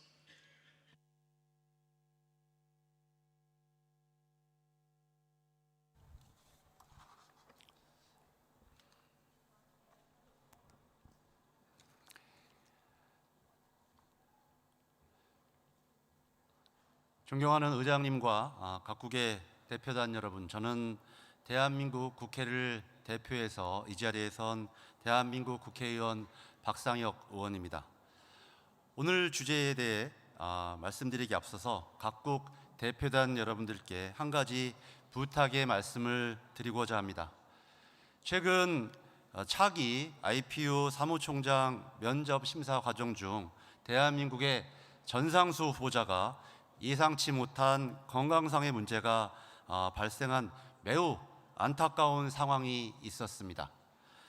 예상치 못한 상황 속에서도 IPU와 튀르키예 의회의 신속하고도 세심한 대응에 대해 깊은 감사의 말씀을 전합니다. 아울러 전상수 후보자가 건강을 회복하고 대한민국으로 돌아갈 때까지 지속적인 관심과 지원을 부탁드립니다. 많은 각국의 대표단 여러분들께서 전상수 후보자의 건강을 걱정하는 질문을 주셨습니다. 현재 전상수 후보자는 이스탄불 병원의 중환자실에서 치료를 받고 있으며 회복에 힘쓰고 있습니다. 이와 관련하여 전상수 후보자의 쾌유를 위해 모든 회원국이 한마음으로 조속한 회복을 기원해 주시기를 다시 한번 간청드립니다. 또한 어려운 시간을 보내고 있는 전상수 후보자의 가족에게 따뜻한 위로와 마음을 전해주시면 큰 힘이 될 것이라고 생각합니다. 이제 본격적으로 오늘 주제에 대해서 말씀드리겠습니다. 오늘날 우리는 기후위기, 사회적 불평등, 그리고 국제적 갈등이라는 복합적인 도전에 직면해 있습니다. 이러한 문제들은 단순히 현재 세대의 문제가 아니라 미래 세대의 삶의 질과 직결되는 중대한 과제입니다.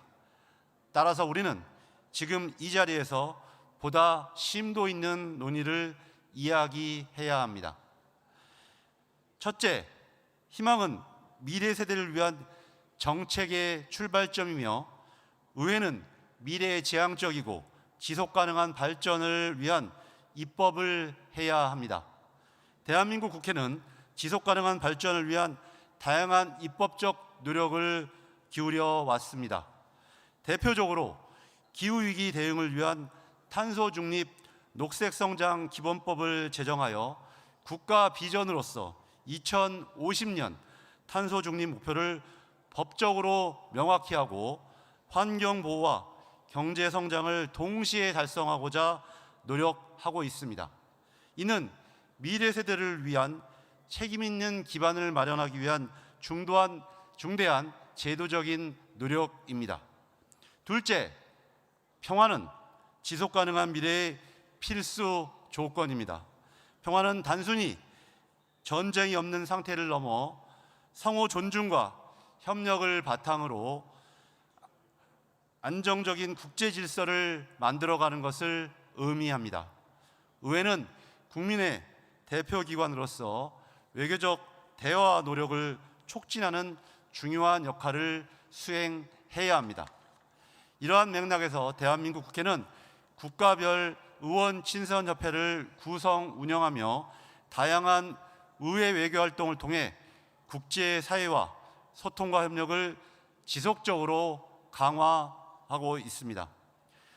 셋째, 정의는 현재 세대의 이익에 그치지 않고 미래 세대에 미칠 영향을 함께 고려하는 책임 있는 원칙입니다. 대한민국은 국가재정법을 통해 재정 건전성을 유지하고 국가 채무를 체계적으로 관리함으로써 미래 세대에 대한 과도한 부담이 되지 않도록 제도적인 기반을 마련하고 있습니다.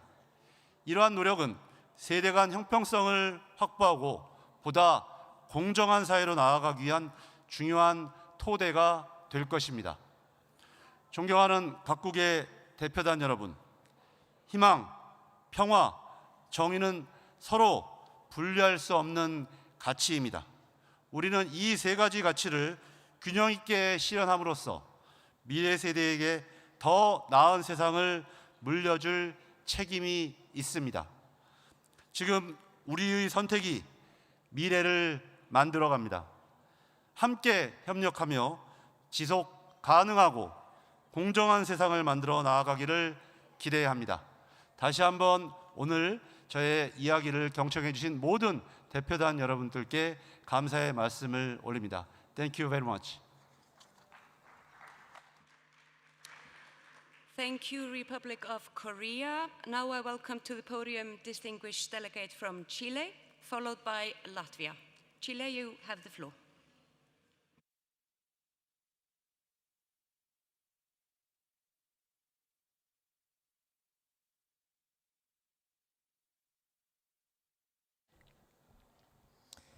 Good morning. It's an honor to participate in this assembly, reflecting on a topic that expresses the mandate of our time to foster hope, consolidate peace, and ensure justice for future generations. We are living in a time of profound transformations. In different regions of the world, armed conflicts persist, social tensions are increasing, and technological changes are advancing. In this context, parliaments bear a central responsibility. We are the expression of the democratic will of our nations and the space where social concerns must be translated into laws, guarantees, and public policies. It is our duty not only to respond to the urgency of the present, but also to act with a long-term vision, thinking of those who today live with fear and uncertainty, but also of those who will inherit the world. The first of our responsibilities is peace. Peace remains the essential condition for any just society, but peace cannot be reduced to the mere absence of war. True peace requires justice, dialogue, respect for the rule of law, protection of human rights, and institutional capacity to resolve conflicts peacefully. What the Judeo-Christian tradition has called shalom.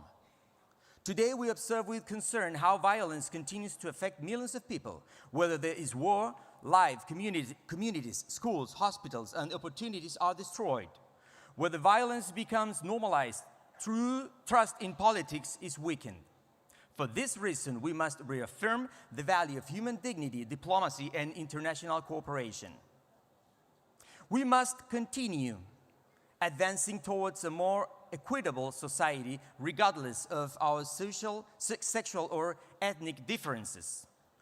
No society can be considered fully developed while unjustified wage gaps, discrimination, violence, and barriers to political and economic participation persist for any group.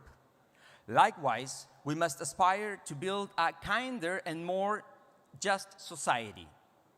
In many places, public debate has hardened. Polarization, resentment, misinformation, and violent language damage democratic coexistence. In response, we must advocate for a firm but respectful politics. A kind society is not a weak one, but one that recognizes the dignity of every person, does not turn difference into enmity and protects coexistence as a public good. But kindness alone is not enough.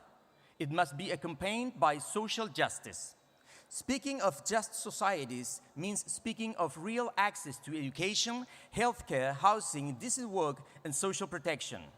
It means combating poverty, reducing unjustified inequalities, and ensuring that no one is excluded because of their beliefs, origin, age, disability, or social condition. It also means fighting corruption because there can no be justice when public resources are diverted or public trust is eroded. Finally, we must seriously confront one of the greatest challenges of our area. That means new technologies, particularly artificial intelligence and automation of work. Artificial intelligence can improve public services, accelerate innovation, and expand access to knowledge, but it can also deepen injustices, displace workers, reproduce biases, and affect fundamental rights if not properly regulated. We must ensure that technological change becomes a source of well-being rather than instability in people's lives. This requires continuous education, workforce retraining, social protection, and regulatory frameworks that guarantee transparency, human oversight, and respect for rights. We cannot allow decisions affecting employment, credit, education, or security to be left in the hands of opaque and unaccountable system. This question is not whether there will be innovation. The question is whether we will be capable of governing it with a democratic approach. Ladies and gentlemen, fostering hope means demonstrating that democratic politics can respond to challenges with seriousness, justice, and a vision of the future. Future generations will depend on our decisions.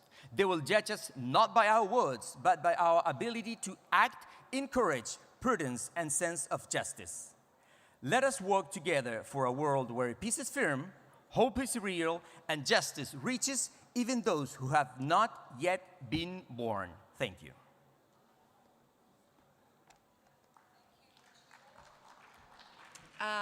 Now I welcome to the podium distinguished delegate from Latvia, followed by Parliamentary Assembly of La Francophonie. Latvia, you have the floor.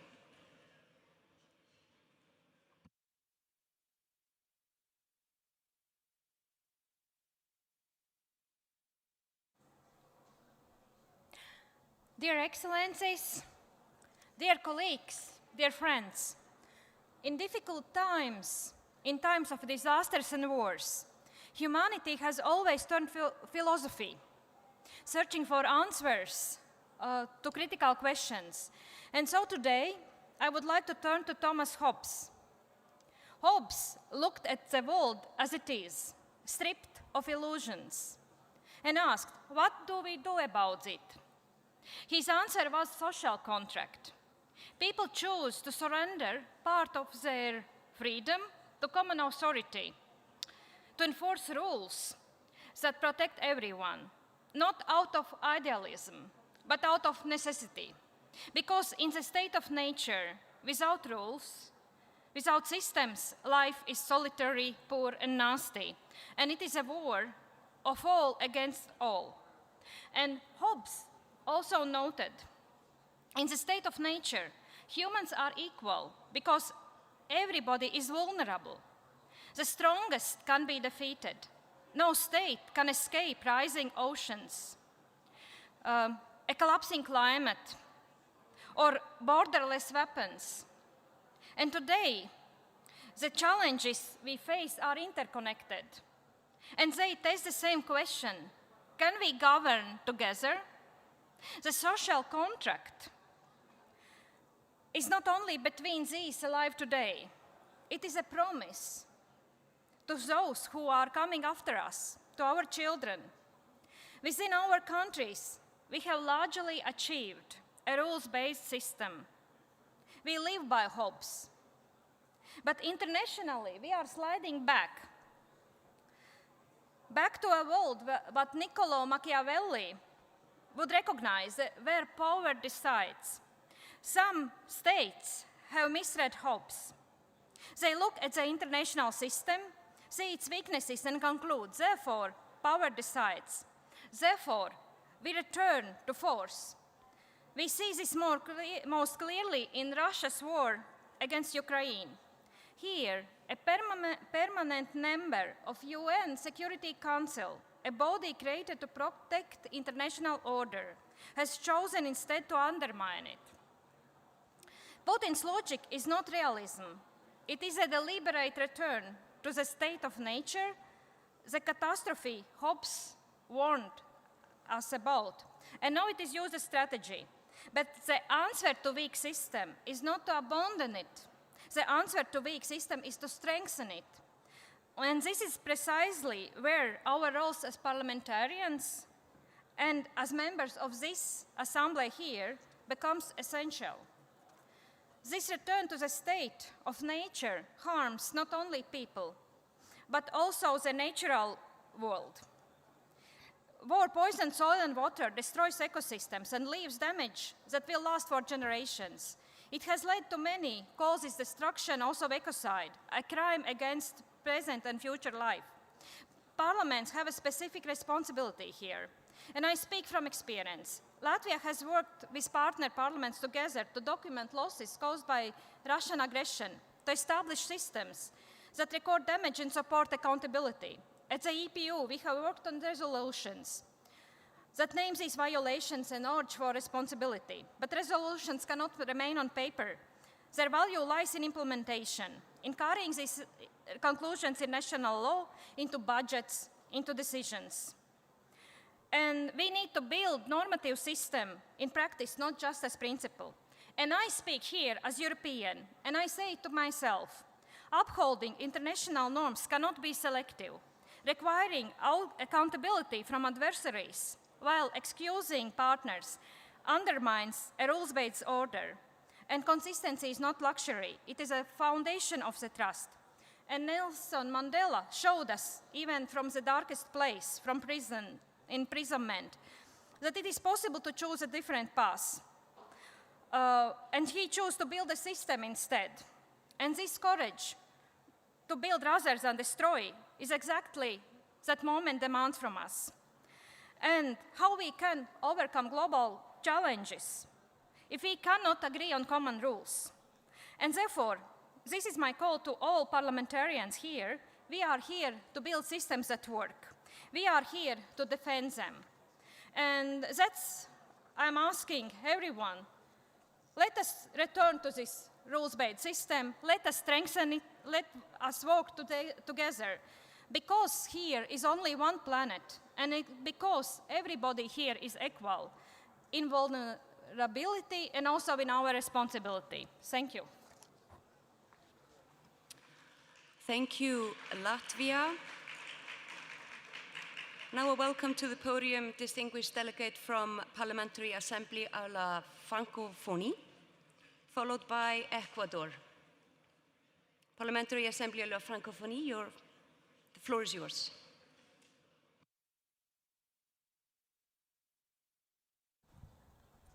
Thank you. Madame la Présidente, très chers collègues, depuis l'ouverture de cette Assemblée, nous avons beaucoup parlé de paix. Nous avons parlé d'espoir, nous avons parlé de générations futures, nous avons parlé de justice et de dignité humaine.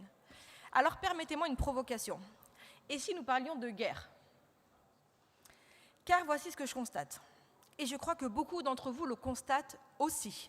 Plus nous parlons de paix dans nos enceintes, et plus la guerre gagne du terrain. Plus nous multiplions les déclarations, plus les conflits se multiplient. Plus nous cultivons l'espoir, et plus 120 millions de femmes, d'hommes et d'enfants sont jetés sur les routes du déplacement forcé. Peut-être qu'il est temps d'inverser la perspective, de parler de guerre pour que la paix ait enfin une chance d'arriver. Alors parlons de guerre. En 2024, 7 résolutions ont été bloquées par le Conseil de sécurité par l'usage du veto. 7. C'est un record depuis 1986. Depuis 2022, 17 résolutions ont été bloquées soit plus d'un quart de tous les vétos du XXIe siècle, en seulement 3 ans. Et dans le même temps, le Conseil de sécurité n'a adopté que 46 résolutions en 2024. C'est le chiffre le plus bas depuis 1991. Derrière tous ces chiffres, il y a des visages, des citoyens, des civils qui meurent. Au Liban, dans tout le Moyen-Orient, là où des citoyens du monde entier allaient chercher la prospérité. Il y a les enfants de Gaza, ceux du Soudan, ceux de l'Ukraine, ceux du Yémen, ceux de la République démocratique du Congo. Il y a aussi des femmes violées comme armes de guerre. Il y a des hôpitaux bombardés, des écoles détruites et des familles entières effacées de la carte. Et pendant ce temps, nous, parlementaires du monde, nous nous réunissons, nous rédigeons des communiqués, nous adoptons des déclarations et je vais vous dire ma vérité, chers collègues. Je me sens frustrée et parfois impuissante. Et je sais que beaucoup d'entre vous partagent ce sentiment. Mais la frustration n'est pas une politique. Le regret n'est pas une action. Et nos déclarations, aussi belles soient-elles, ne sauveront personne si elles ne s'adossent pas à un mécanisme contraignant. Alors je viens devant vous avec une proposition. Il existe depuis 2015 une initiative portée par la France et le Mexique, encadrer l'usage du veto au Conseil de sécurité en cas d'atrocité de masse, en cas de génocide, en cas de crime contre l'humanité et en cas de crime de guerre à grande échelle. Cette initiative ne demande pas de réformer la Charte des Nations Unies. Nous savons tous très bien qu'à très court terme, c'est impossible. Elle demande simplement un engagement volontaire et collectif des 4 autres membres permanents.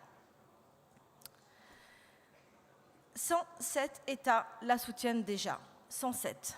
Et il y a 5 jours, donc la semaine dernière, le 14 avril, la France et le Mexique ont officiellement décidé de relancer cette initiative. Cette initiative, elle est concrète, cette initiative, elle est réaliste, elle est sur la table, elle attend simplement le courage politique des 4 autres membres permanents. Chers collègues, je suis députée française, je suis donc citoyenne d'un des 5 pays qui détient ce droit de veto. Et ce droit de veto n'est pas un privilège, ou il est plus qu'un privilège, il est, je pense, surtout une responsabilité. Je ne viens pas ici accuser les autres, évidemment, je viens ici engager mon propre pays à aller plus loin et à l'engager à aller beaucoup plus vite pour aller chercher les autres. Et en tant que déléguée générale de l'Assemblée parlementaire de la Francophonie, ma fonction est opérationnelle, pas protocolaire, je prends devant vous ici 2 engagements que je vous soumets et une réflexion. Premièrement, je porterai cette initiative dans mon propre Parlement et j'exigerai que la France, qui s'est engagée unilatéralement à ne pas utiliser son veto en cas d'atrocité de masse, de redoubler d'efforts diplomatiques pour rallier les autres membres permanents. Deuxièmement, je porterai ce combat dans l'ensemble de l'espace francophone auprès des 99 parlements membres de l'APF pour qu'un maximum d'entre eux rejoignent les 107 signataires et fassent pression sur les capitales qui encore aujourd'hui bloquent cette avancée. Et comme les sections France et Mexique sont ici présentes, je vous engage à vous rapprocher d'elles. Et je nous soumets ici, à nous tous réunis, une réflexion. Que peut faire cette assemblée de l'IUP pour faire entendre la voix des parlements là où les diplomaties se taisent? La question est ouverte et je crois qu'elle mérite que nous nous en saisissions collectivement dans les mois, voire les semaines à venir. Mes chers collègues, les générations futures, celles dont nous parlons tant, ne nous jugeront pas sur les communiqués, ni sur la beauté des discours, mais sur ce qu'on a empêché ou laissé faire. Donc cultivons le courage, car l'espoir sans le courage, ce n'est qu'un slogan. Merci. Parliamentary Assembly of la Francophonie. Now I welcome to the podium distinguished delegate from Ecuador, followed by Indonesia. Ecuador, you have the floor.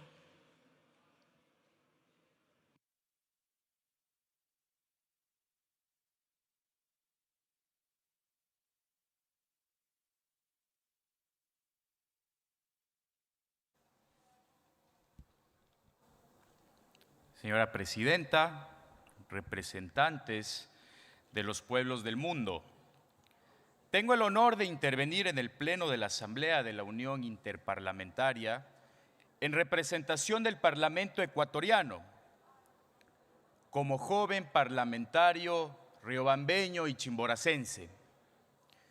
Hoy debatimos tres aspectos imperativos para el mundo: esperanza, paz y justicia. Fomentar la esperanza implica fortalecer la legitimidad democrática, garantizando la vigencia efectiva de los derechos humanos y consolidar el Estado de Derecho. La esperanza se traduce en acceso real a cada uno de los derechos humanos, reduciendo las brechas de desigualdad social y reduciendo la brecha entre el ser y el deber ser. Excelencias, en cuanto a la paz, tal como lo sostuvo Immanuel Kant, la paz perpetua debe ser una construcción global y responsabilidad de toda la comunidad internacional.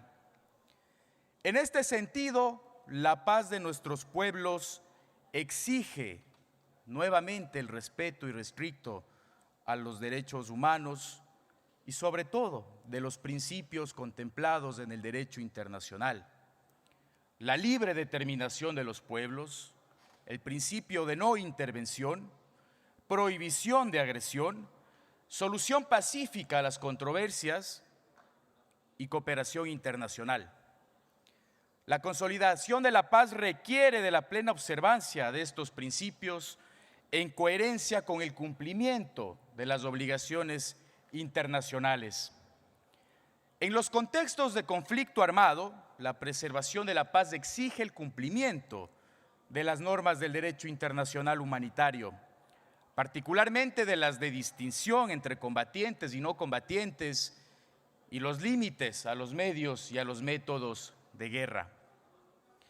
Distinguidos colegas, el sistema internacional enfrenta desafíos cada vez más complejos, entre ellos la expansión de la delincuencia organizada transnacional, los conflictos armados no organizados, no internacionales, y el desplazamiento forzado.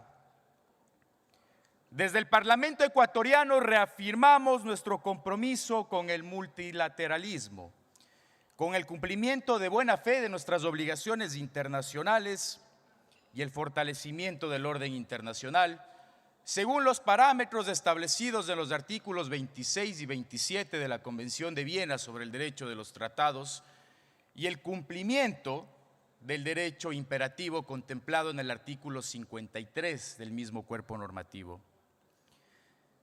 Que este espacio reafirme nuestro compromiso por alcanzar el tan anhelado concierto internacional, fundado en la cooperación y sobre todo en la dignidad humana. Muchas gracias. Thank you, Ecuador. Now I welcome to the podium distinguished delegate from Indonesia, followed by Mauritania. Indonesia, you have the floor.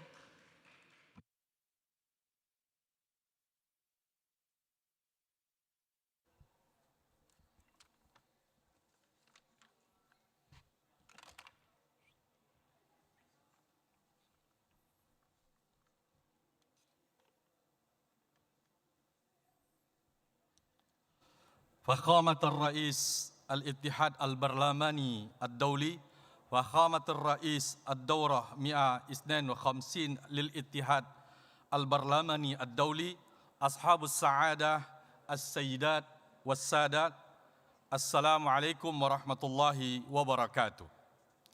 في البداية نود أن نعبر عن شكرنا وتقديرنا لجمهورية تركيا حكومة وشعبا على كرم الضيافة وحسن تنظيم هذا الاجتماع المهم. إن موضوع هذه الدورة زرع العمل وتعزيز السلام وضمان العدالة للأجيال القادمة، وموضوع مهم وليس مجرد كلمات، بل هو مسؤولية علينا جميعا.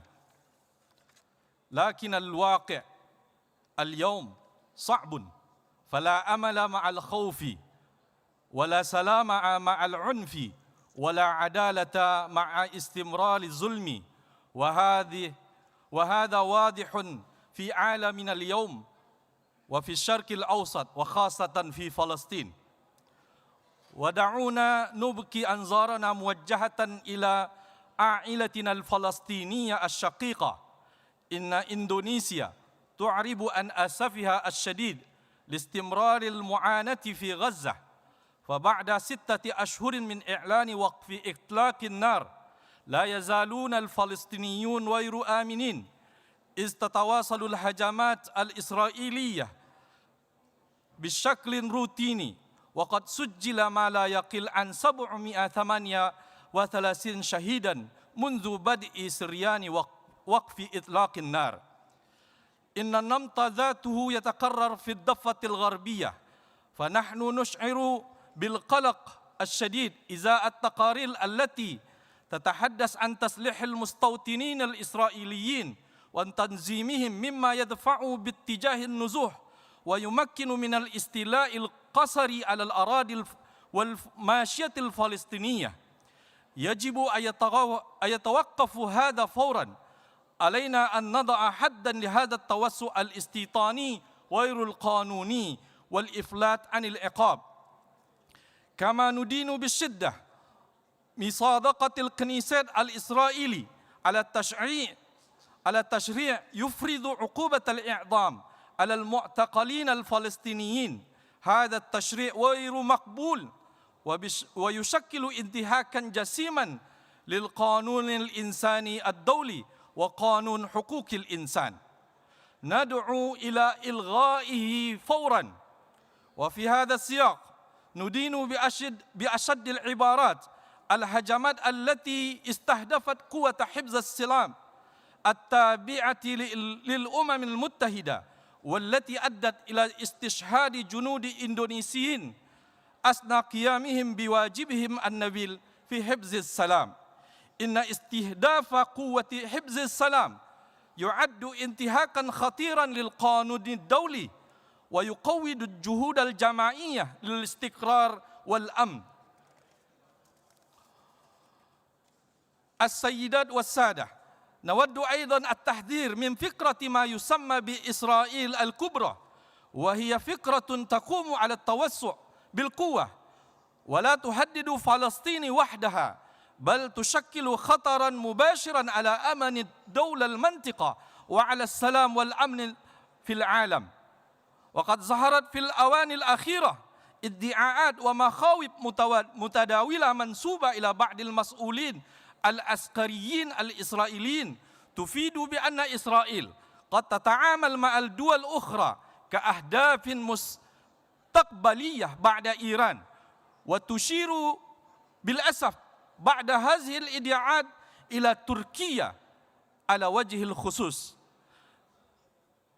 ونؤمن أن الاتحاد البرلماني الدولي يمكن أن يلعب دوراً مهماً في هذه المرحلة، فهي يمثل شعوب العالم ويمكنه جمع الدول التي تدافع عن القانون الدولي والنظام العالمي القائم على القواعد.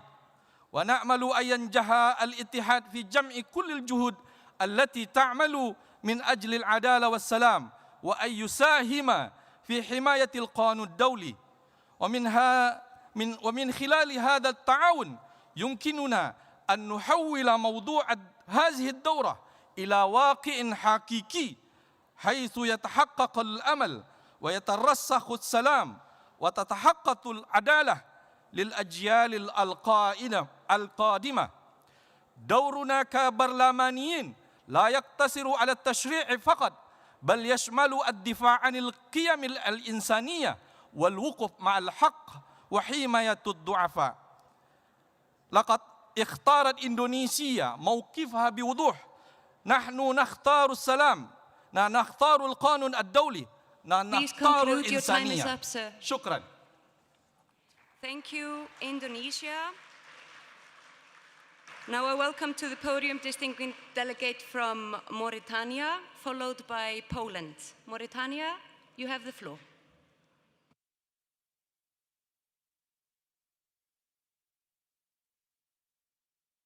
السلام عليكم ورحمة الله وبركاته. بسم الله الرحمن الرحيم والصلاة والسلام على المبعوث رحمة للعالمين. السادة البرلمانيون، السادة الحضور الكرام، يسرني باسم الوفد الموريتاني أن أتحدث أمام هذه الجمعية 52 بعد 100 للاتحاد البرلمان الدولي، وأن أشكر دولة تركيا الشقيقة على حسن التنظيم. ولا يفوتني بداية أن أشير إلى دور البرلمان الدولي في تعزيز السلم والأمن الدوليين من خلال دعوته الدائمة وحرصه على طرح مواضيع تهم الإنسان وتواكب مستجداته. إننا في الجمهورية الإسلامية الموريتانية ومنذ انتخاب فخامة الرئيس السيد محمد ولد الشيخ الغزواني اعتمدنا مقاربة شاملة أساسها إحلال الإنصاف والعدالة الاجتماعية ضمن سياسات حكومية بنفس إنساني عميق ووعي حكيم ومدرك للتحديات الراهنة ورؤية استشرافية تتوخى مستقبلاً آمناً للأجيال القادمة. منحتنا تجربة متفردة في مجال إحلال السلام وترسيخ الأمن وامتصاص الأزمات وبناء الثقة وتغليب صوت العقل والحوار، وقد تجاوزنا بذلك هزات عديدة عبرناها بأمان في مجتمع مركب ديموغرافياً متعدد عرقياً يجر خلفه إرثاً إنسانياً كالعديد من شعوب العالم التي عرفت الطبقية والاستعباد في بعض مراحلها التاريخية السحيقة. سيداتي سادتي، استطاعت موريتانيا أن تلعب دوراً محورياً في منطقة الساحل المضطربة عبر مقاربة أمنية حازمة، كما أصبحنا متنفساً وملجأ لضحايا عدم الاستقرار في تلك المنطقة، فآوينا قرابة نصف مليون لاجئ. وندرك جيداً أن إعلاء صوت السلم أجدى من إعلاء صوت المدافع، لذا لا مناص من إلقاء الذاتية والتخندق في سبيل ترسيخ قيم السلام في العالم. سيداتي سادتي، إن زراعة الأمل وتوطيد السلام وضمان أمن الأجيال القادمة رهين بتصحيح مساراتنا اليوم وبناء تراكمات عميقة ومدروسة تشحذ لها مختلف الإمكانات وكل الوسائل التربوية والتثقيفية والإعلامية والتحسيسية، وتسخر لها الموارد والطاقات. وانطلاقاً من ذلك اعتمدت قيادتنا سياسة تجعل إنسانية الإنسان في صلب استراتيجيتها، فأنشأت جهازاً يعنى بمؤازرة الفئات الهشة والتكفل بهم رغم الشح الإمكانات وضعف الموارد. كما قطعنا أشواطاً نحو الحوكمة الديمقراطية تتمثل في إشراك كافة أطياف المجتمع السياسي والمدني في حوار وطني شامل يسوق حاضراً أمثل ويؤسس لمستقبل زاهر لأجيالنا القادمة عن طريق التمكين السياسي والتنفيذي والاقتصادي للشباب. واستحدثنا لائحة برلمانية خاصة بهم ورفعنا تمكين المرأة. السادة الحضور، إن حماية البيئة مسؤولية عالمية وقد وفت بلادنا بالتزاماتها حيال تقليص الانبعاث عن طريق زيادة إنتاج الطاقة النظيفة، وفتحت المجال للعالم للاستفادة من مقدراتها في إنتاج الهيدروجين الأخضر. أيها الحضور الكريم، لا يخفى عليكم أن العالم اليوم يتجرد من إنسانيته في لحظات فارقة حين يتفرج على تصفية شعب أعزل في فلسطين ولبنان، ويرقب الاعتداءات على الإنسان في كل نقطة من الأرض، ويتفرج على قوانين إجرامية تبيح سفك دماء الأسرى الذين تحميهم مواثيق الدولية في تعد وتجاوز لكل مواثيق الإنسانية والقيم الدينية. أيها الجماعة، إن وضع العالم اليوم يجعلنا ملزمين أخلاقياً بإدانة هذه الممارسات، كما يلزمنا بالوقوف معاً في وجه الحرب المجنونة في الشرق الأوسط وما نتجت عنه من حصار المعابر وتجاوز القوانين والنظم الدولية التي تدفع سكان الأرض فواترها ارتفاعاً في الأسعار وصعوبة في العيش. وهي فرصة أن ندين العدوان الذي تعرضت له دول الخليج العربي، وندعو إلى صون حرمة الجوار بين الدول وتغليب صوت الحكمة في النزاعات. أيها الحضور الكريم، إن زراعة الأمل هي وقوفنا في وجه الطغيان ورفضنا للقطرسة والاستبداد، وإعلاؤنا لقيم الإنسانية وفرضنا لاحترام المواثيق الدولية. سيداتي سادتي، إن البرلمانات مدعوة اليوم أكثر من أي وقت مضى إلا الاطلاع بدور محوري في تعزيز السلام، وهو ما يفرض على البرلمان الدولي أن يعزز آليته في التعاطي مع قضايا العالم الملحة، وأن يكون أكثر حضوراً وآنية، وأن يعمل على المزيد من المكاسب لصالح الهيئات التشريعية وخاصة في قرارات الحرب والسلم. وفي الختام تقبلوا تحياتنا والسلام عليكم.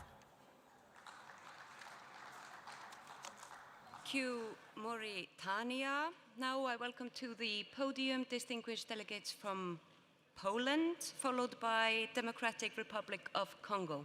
Poland, you have the floor.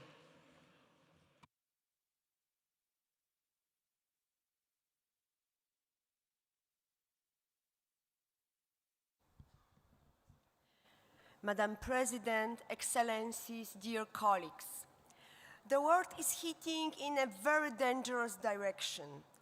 Armed conflicts, cyber attacks, and geo-economic confrontations are making many people feel uncertain of their future.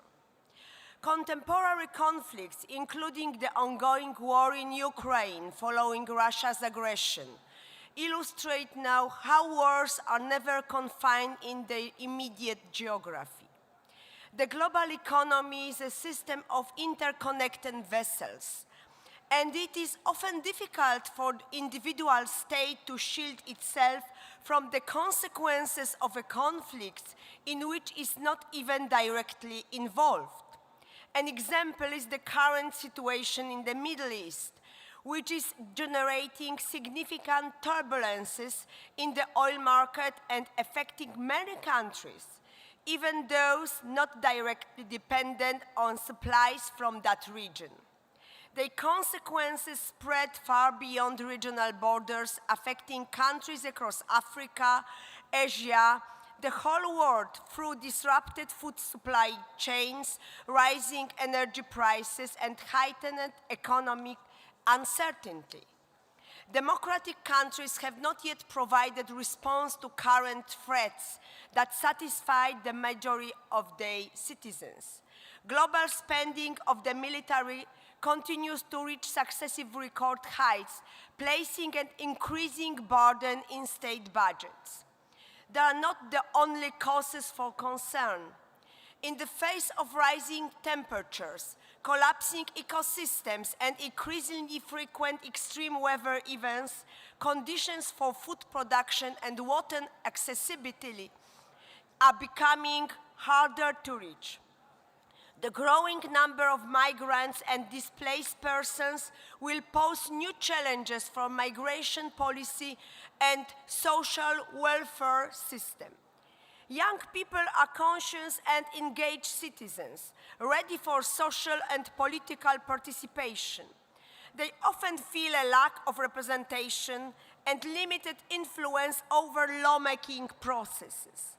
They experience anxiety related to unstable geopolitical situation and are deeply concerned about the state of environment and the consequences of climate change. They value democratic freedoms, yet they also bring their own perspective and expectations for the future. We, as parliamentarians, have a particular responsibility to effectively reach the younger generation. We must ensure that they become active partners in our goals and actions. It is essential not only to listen to young people, but also to involve them in decision-making processes at all levels. Regrettably, we must speak with clarity and conviction. Our efforts are falling short, and the cost of this failure is being borne above by the youngest generations. Ongoing conflicts, most notably the continued aggression of the Russian Federation against Ukraine, alongside the war in the Middle East, are not distant crises. They are immediate, devastating realities that claim innocent lives, shatter futures, and expose children to violence, fear, and irreversible loss. This is not only theory. They are real tragedies, and they reveal a profound failure to uphold our most basic responsibility, to protect the young and vulnerable. If we are serious about nourishing hope and securing peace, then the protection of young people must become our uncompromising priority. This requires not only words, but decisive actions. Firm it is principles, conscience and its application, and unyielding in the face of aggression and injustice. What kind of generation will be shaped from children who live in constant threat and of their lives, who are afraid to step outside, afraid for their families and loved ones? We must do everything in our power to bring about immediate ceasefire and end armed conflict. We must then step up efforts to protect the environment and the climate so that our children can live and thrive in a safe world. For the future, for our children must stand above all else, because it is they who embody the future in self. Thank you very much. Thank you, Poland. I welcome now to the podium distinguished delegates from Democratic Republic of Congo, followed by Ukraine. Democratic Republic of Congo, you have the floor.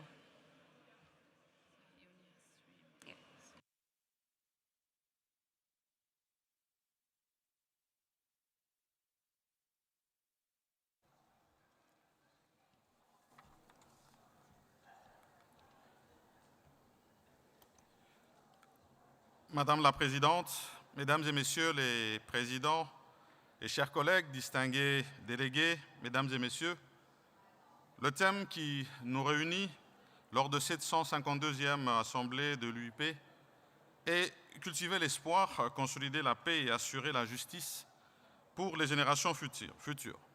Nous oblige à agir avec responsabilité. Si nous voulons léguer aux générations futures un monde plus pacifique, plus juste et durable, c'est maintenant que nous devons agir.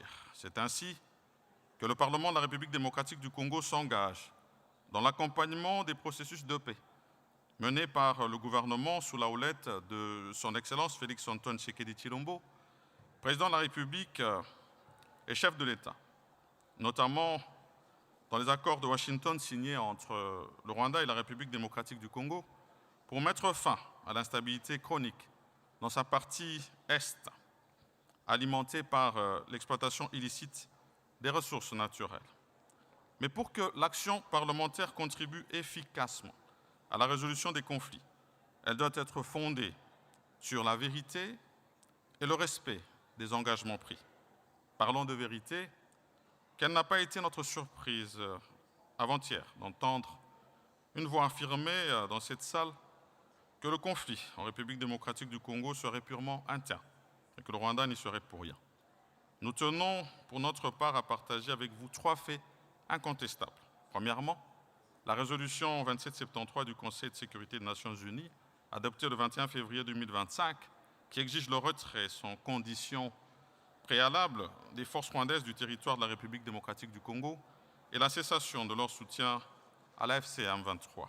Deuxièmement, lors de la 151e Assemblée tenue à Genève en octobre dernier, nous avons salué la mission conduite par le secrétaire général de l'Union interparlementaire en République démocratique du Congo et au Rwanda en vue de promouvoir la paix. Et troisièmement, l'accord de paix de Washington du 27 juin 2025, conclu entre la République démocratique du Congo et le Rwanda, sous la médiation des États-Unis d'Amérique. Le Rwanda ne pourrait donc se dédouaner de son implication dans la situation sécuritaire déplorable dans l'Est de la République démocratique du Congo, alors qu'il est cité, impliqué à tous les niveaux des processus engagés et même sanctionné par plusieurs instances. Il devrait, par contre, respecter ses engagements plutôt qu'utiliser les FDLR comme un prétexte de la violation de l'intégrité territoriale de la République démocratique du Congo. Hier, nous avons salué le vote du point d'urgence sur la nécessité de mener des efforts parlementaires concertés pour préserver les cessez-le-feu et soutenir la consolidation de la paix. Tous les pays membres de l'UIP devraient dès lors s'impliquer dans sa mise en œuvre. Pour ce qui est de la République démocratique du Congo, l'étape à laquelle nous sommes arrivés et pour laquelle nous continuons à solliciter l'appui de l'Union interparlementaire est celle de la mise en œuvre des processus de paix engagés. Il représente non seulement une chance de faire taire les armes, mais aussi une opportunité historique de bâtir une prospérité régionale durable. L'Union interparlementaire demeure le lieu où les parlements du monde unissent leurs voix pour la paix, la justice et la diplomatie parlementaire. Un outil pour transformer nos espoirs en solutions concrètes. Je vous remercie. Thank you, Democratic Republic of Congo. Now I welcome to the podium distinguished delegate from Ukraine, followed by Somalia. Ukraine, you have the floor.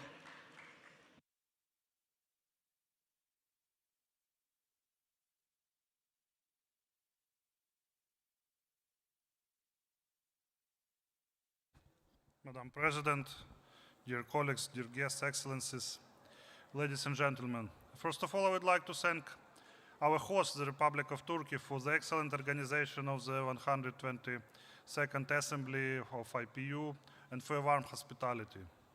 Dear colleagues, today, when we speak about hope, peace and justice, for Ukraine, these are not abstract ideas. They are our daily reality, our daily fight. Since 2022, Ukraine has been resisting a full-scale and provoked invasion by the Russian Federation. This war has brought immense suffering and destruction. But it's not only a war against Ukraine. It's a war against principles we all claim to defend: sovereignty, territorial integrity, and international law. And we must be honest, the multilateral system is under serious strain. It's not stopping wars as it should. It's losing trust, because today security is connected. Conflicts don't stay local. If aggression is not stopped, it spreads. We already see how this works in practice. Russia's war against Ukraine has been strengthened by Iranian weapons, including drones used daily to attack our cities, our energy system, and our civilians. And we have also seen how the same technologies are used beyond Ukraine. Attacks against countries in the Gulf region showed something very important. Even those who did nothing to provoke conflict can become targets. This is the reality we face today. Aggressors cooperate, they test limits, and they expand their reach. If we don't stop them in one place, we will face them in another. And yet Ukraine continues to nurture hope. Hope lies in our people who endure missiles attack and blackouts, but don't surrender. It lives in our children who study in shelters and still believe in the future. It lives in our defenders who protect not only Ukraine, but the values we will share. This winter, Russia again targeted our energy system. Millions of people were left without heat, electricity, or water. But Ukraine stood. We adapted, we survived, and we continued to move forward. Ukraine is not only resisting, Ukraine is innovating. We developed modern defense technology to save lives.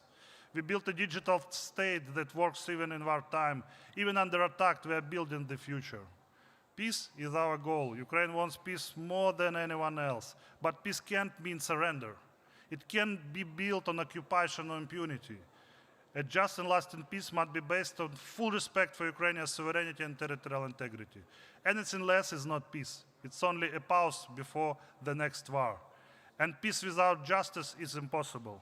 Every attack on civilians, every destroyed home, every deported children, these are crimes. Without accountability, there will be no lasting peace. As parliamentaries, dear colleagues, we have the responsibility not only to speak, but to act. We must strengthen in unity. We must support those who defend international law.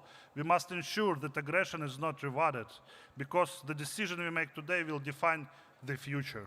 Ukraine continues to fight for its people, for its freedom, and for a world where international law truly matters. We invite you to stand with us. This is our shared responsibility. Thank you very much.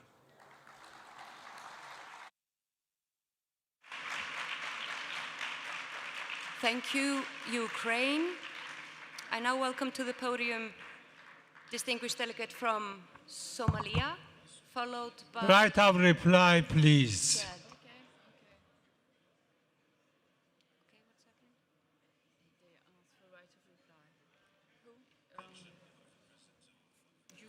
I'm sorry, who asked to reply? I can't see. Iran. Iran? For Ukraine. Noted. That A is speech. noted, sir. That is noted. Thank you. At the end of the session, you can reply. That's noted. Thank you.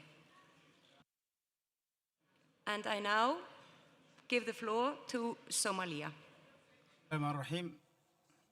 Alhamdulillah Rabbil Alamin wa salatu wassalamu ala ashraf al-mursalin Sayyidina Muhammadin wa ala alihi wa sahbihi ajma'in amma ba'd. Mr. President, Excellencies, distinguished delegates, ladies and gentlemen, we convene today at a defining moment in history. The challenges before us are immense, conflicts that displace millions, inequalities that erode trust, and a climate crisis that threatens the very foundations of life on earth.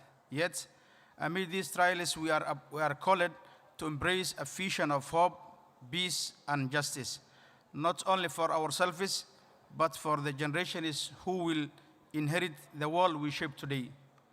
Nurturing hope is not a passive moment. It's an active commitment. To nurture hope means restoring faith in multilateralism, strengthening the institutions that safeguard cooperation, and empowering young people who look to us for leadership. Somalia's journey offers a vivid example. In 2012, the formation of the federal government marked a turning point toward stability after decades of conflict. Though the path remains difficult, the very act of federalization rekindled hope among citizens that institutions could be rebuilt and trust restored. This demonstrates that even in fragile contexts, nations can aspire to renewal when hope is nurtured through inclusive governance. Securing peace is more than the absence of war. It's the presence of justice, opportunity, and dignity. To secure peace, we must address the root causes of instability, poverty, exclusion, and environmental degradation. In Somalia, peace is not only advanced by governments, but sustained by communities, NGOs, and civil society organizations have played a critical role in dialogue, reconciliation, and humanitarian support. Their work in fragile regions shows that peace is nurtured at the grassroots level, where trust is built and resilience is strengthened. Somalia reminds us that securing peace requires both state institutions and community actors working hand in hand. Ensuring justice is the cornerstone of lasting peace. It requires that we uphold the rule of law, protect human rights, and ensure accountability for violations. Somalia's justice sector reform illustrates that this principle. In June 2023, a three-day consultation in Mogadishu brought together government, civil society, and regional stakeholders to design the Somalia Justice Strategy 2025-2030. This inclusive process aims to harmonize diverse traditions, state, religious, and customary law into a coherent system that reflects the values of all Somalis. It is a reminder that justice must be participatory and culturally resonant if it's to endure.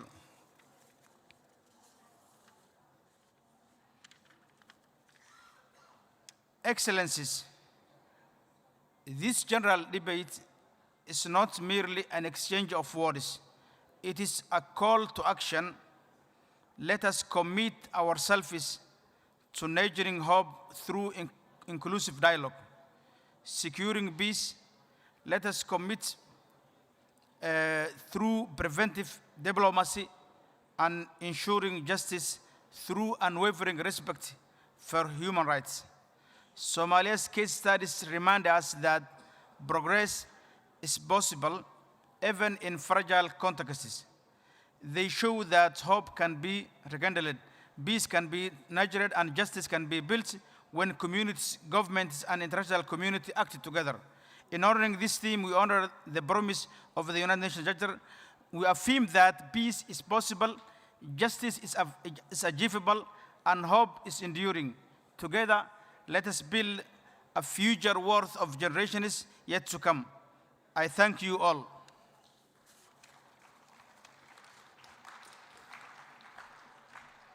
Somalia. I welcome now to the podium distinguished delegate from Chad, followed by Myanmar. Chad, you have the floor.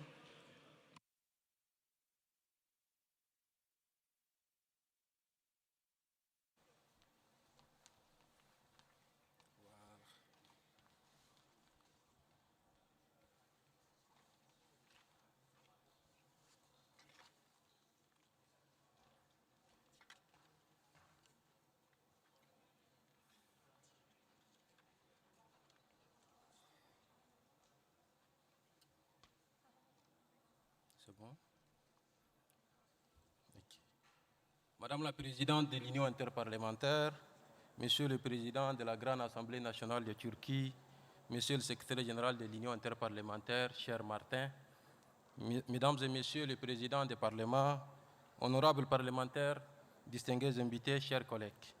C'est avec un profond sentiment d'honneur que je prends la parole au nom du très honorable Ali Kouloutou Chaimi, Président de l'Assemblée nationale de la République du Tchad.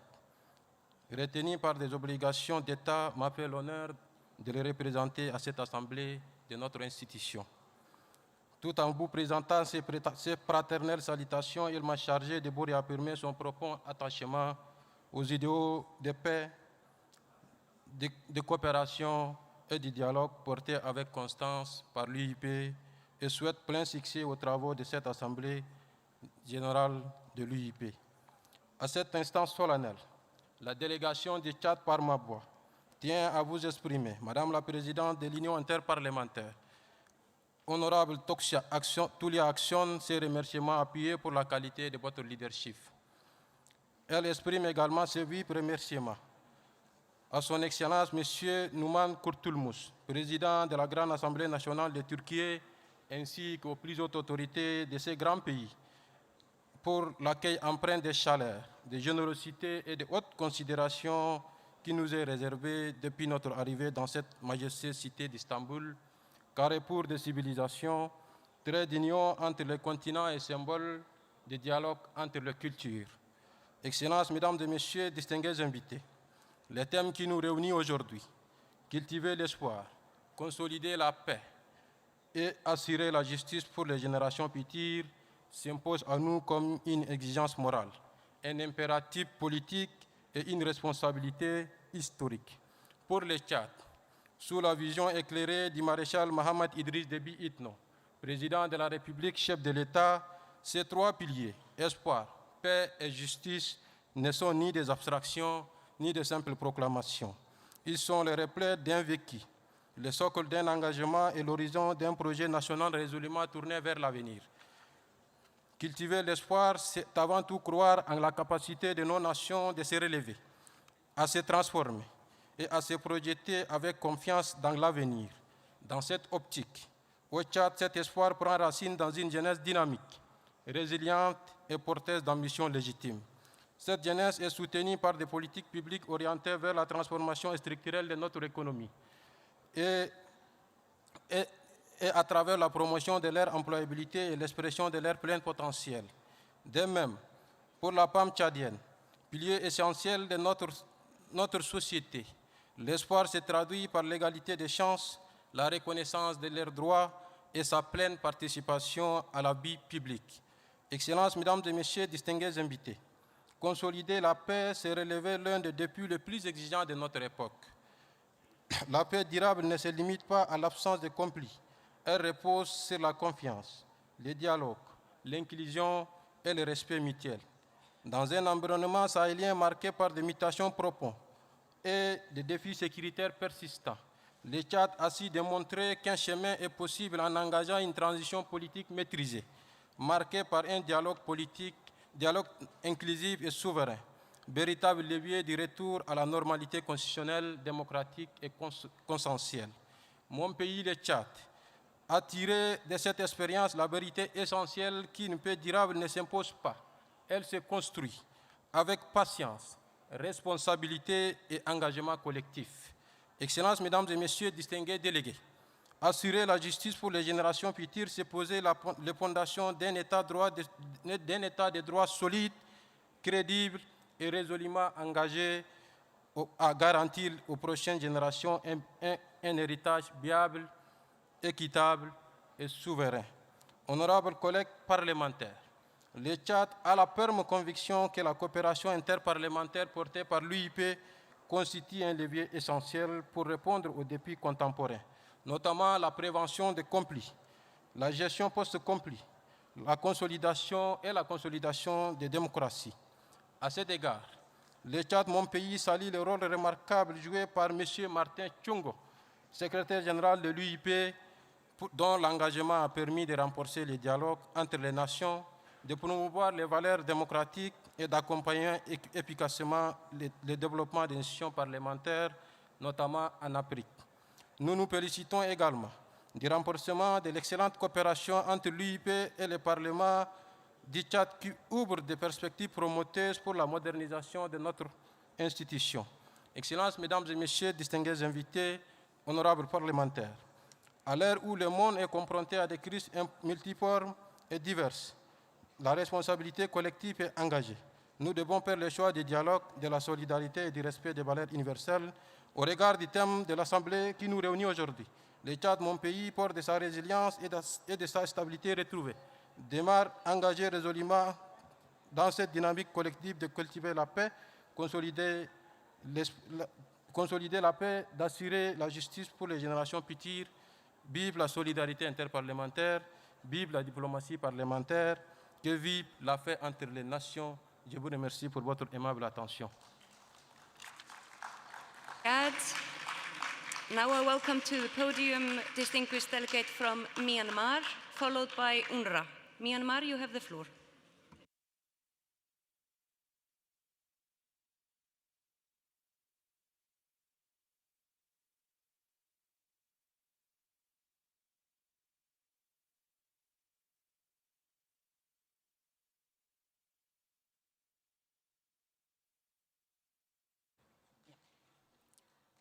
Honorable President, distinguished delegates, Excellencies, Minglaba, I stand before you today on behalf of the elected representative of Burma, Myanmar, carrying the voices of millions of our people who continue to endure profound suffering under military oppression.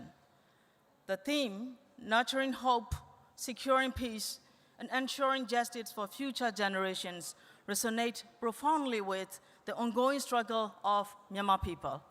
For us, these are not abstract ideals. They are urgent demands. I bring with me the voices of 3.6 million IDPs, 16.2 million people in need of humanitarian assistance, and thousands of civilians who have been killed, and over 50,000 political prisoners still in the prisons since the military coup. The people of Myanmar have been deprived of their fundamental rights and democratic voice.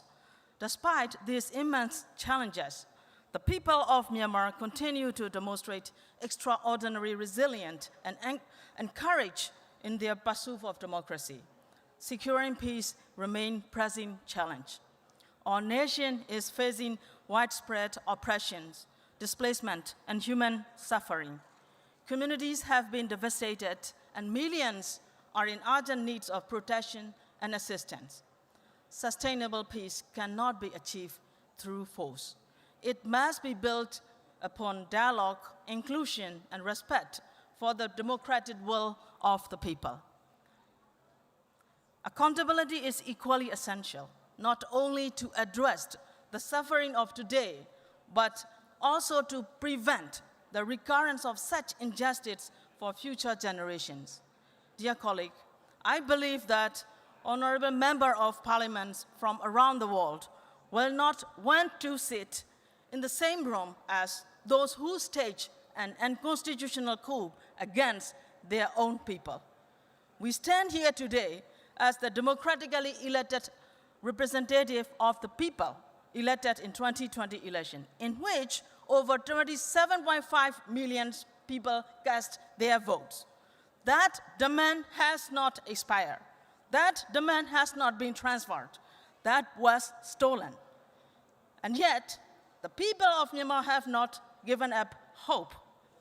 The Steering Council for the Emergence of the Federal Democratic Union stands as the powerful symbol of inclusive leaderships and cooperation among democratic forces and ethnic nationalities.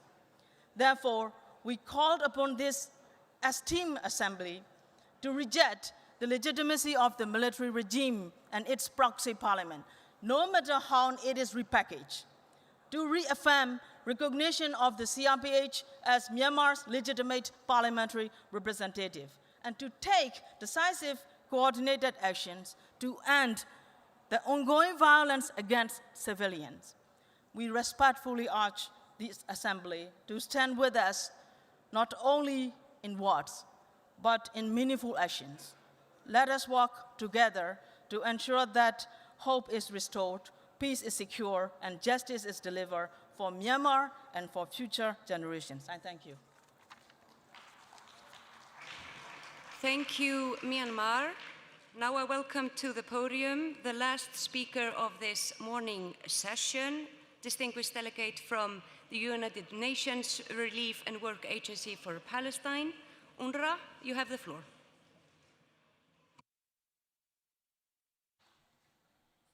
Excellencies, we meet at a moment of profound uncertainty across the Middle East and for the system meant to uphold peace, rights, and human dignity. Support is growing for renewed efforts to end the crisis in Gaza and advance a negotiated two-state solution. For children, peace and justice are not slogans. They mean a school, they mean healthcare, they mean dignity and safety. Allow me to quote Sarah, a 15-year-old UNRWA school parliamentarian in the West Bank. When we protect education, we protect the future. And when we invest in children, we are planting the seeds of peace for generations to come. For over 75 years, UNRWA has helped Palestine refugees build better lives, guided by UN values. UNRWA is on the ground to provide a minimum standard of dignified living stability for Palestine refugees, including healthcare, education, and other services. During the conflict, UNRWA restarted online education, formal education, nearly for 290,000 children who sat on exams and moved to the next grade. Yet today, this work and decades of progress is at risk. In Gaza, people still go hungry, lives are being lost, and recovery remains out of reach. Beyond Gaza, in the occupied West Bank, where Sarah lives, annexation and violence are accelerating. Ladies and gentlemen, UNRWA faces unprecedented pressure. Operational constraints and funding gaps are making it harder for UNRWA to reach people in need across the region. UNRWA services are not simply humanitarian assistance, they are foundationally to recovery efforts and to protecting Palestinians' human development. As legislators, you can turn commitments into action and action into real change for people. Today, I urge you, use oversight in your parliaments to keep aid flowing and to protect humanitarian access. Ensure predictable, adequate funding. This is not the time for funding cuts on humanitarian and development budgets. Protect UNRWA's core services so they continue without disruption. Sarah's message is very, very simple and urgent. Give every child the chance to learn, and you give them, by doing so, the chance for peace. Thank you very much.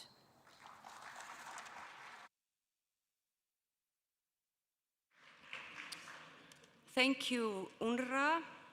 The right of reply is from Iran. Iran, welcome. 2 minutes from your seat, please. Thank you, Madam Chairperson. مایلم به نماینده اوکراین توضیح بدم که چرا ما به پایگاه‌های امریکا در منطقه حمله می‌کردیم برای اینکه اونها یک جنگ کاملی رو علیه کشور ما آغاز کردند.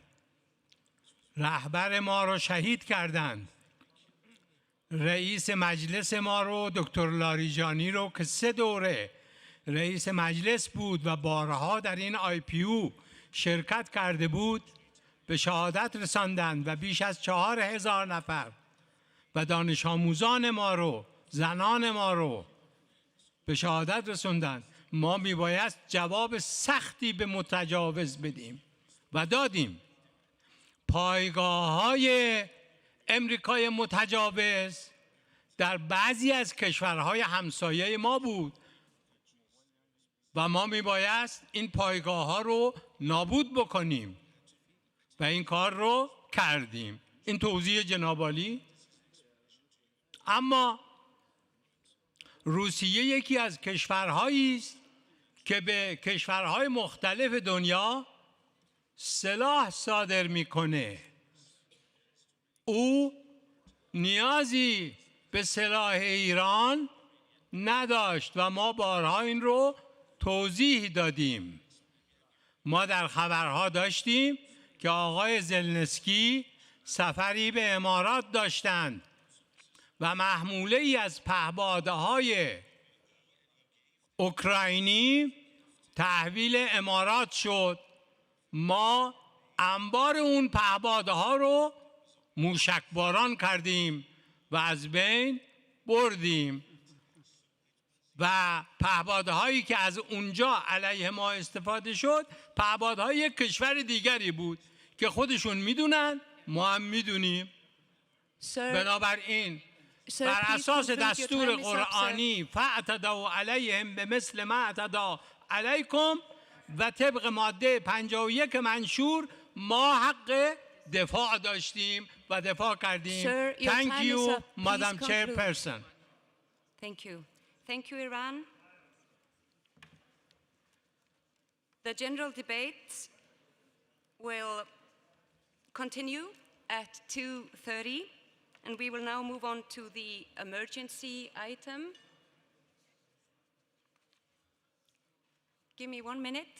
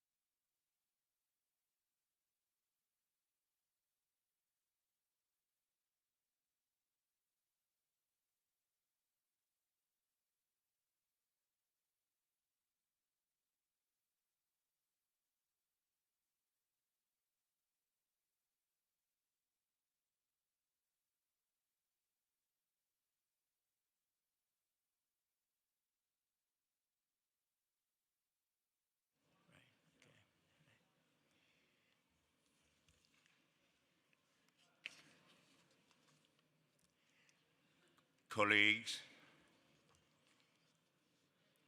honorable members of Parliament, I will now call this meeting on the debate on emergency item to order. But before I do, I would like to offer a word of caution.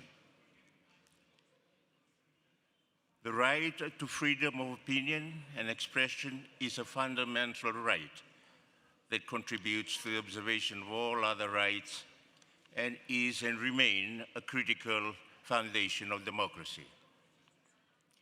However, the exercise of this right should not violate any of the rights and freedoms of others, including the right to equality and non-discrimination. Should disturbance threaten to obstruct the business of this meeting, the presiding officer shall close or suspend the sitting for a specific period to restore order. If the presiding officer cannot make herself or himself heard, she or he shall leave the chair, and this shall have the effect of suspending the sitting. In serious cases of disorder or use of expressions that clearly incite to hatred during the meeting, the presiding officer shall suspend the sitting. The presiding officer may, in addition, order the deletion from the record of those parts of a speech that contain defamatory, intolerant, racist, or xenophobic language, or those expressions that clearly incite hatred. Thank you for your attention. In order to enable the highest number of speakers to take the floor within the allocated times, the speaking times are set at 4 minutes per speaker.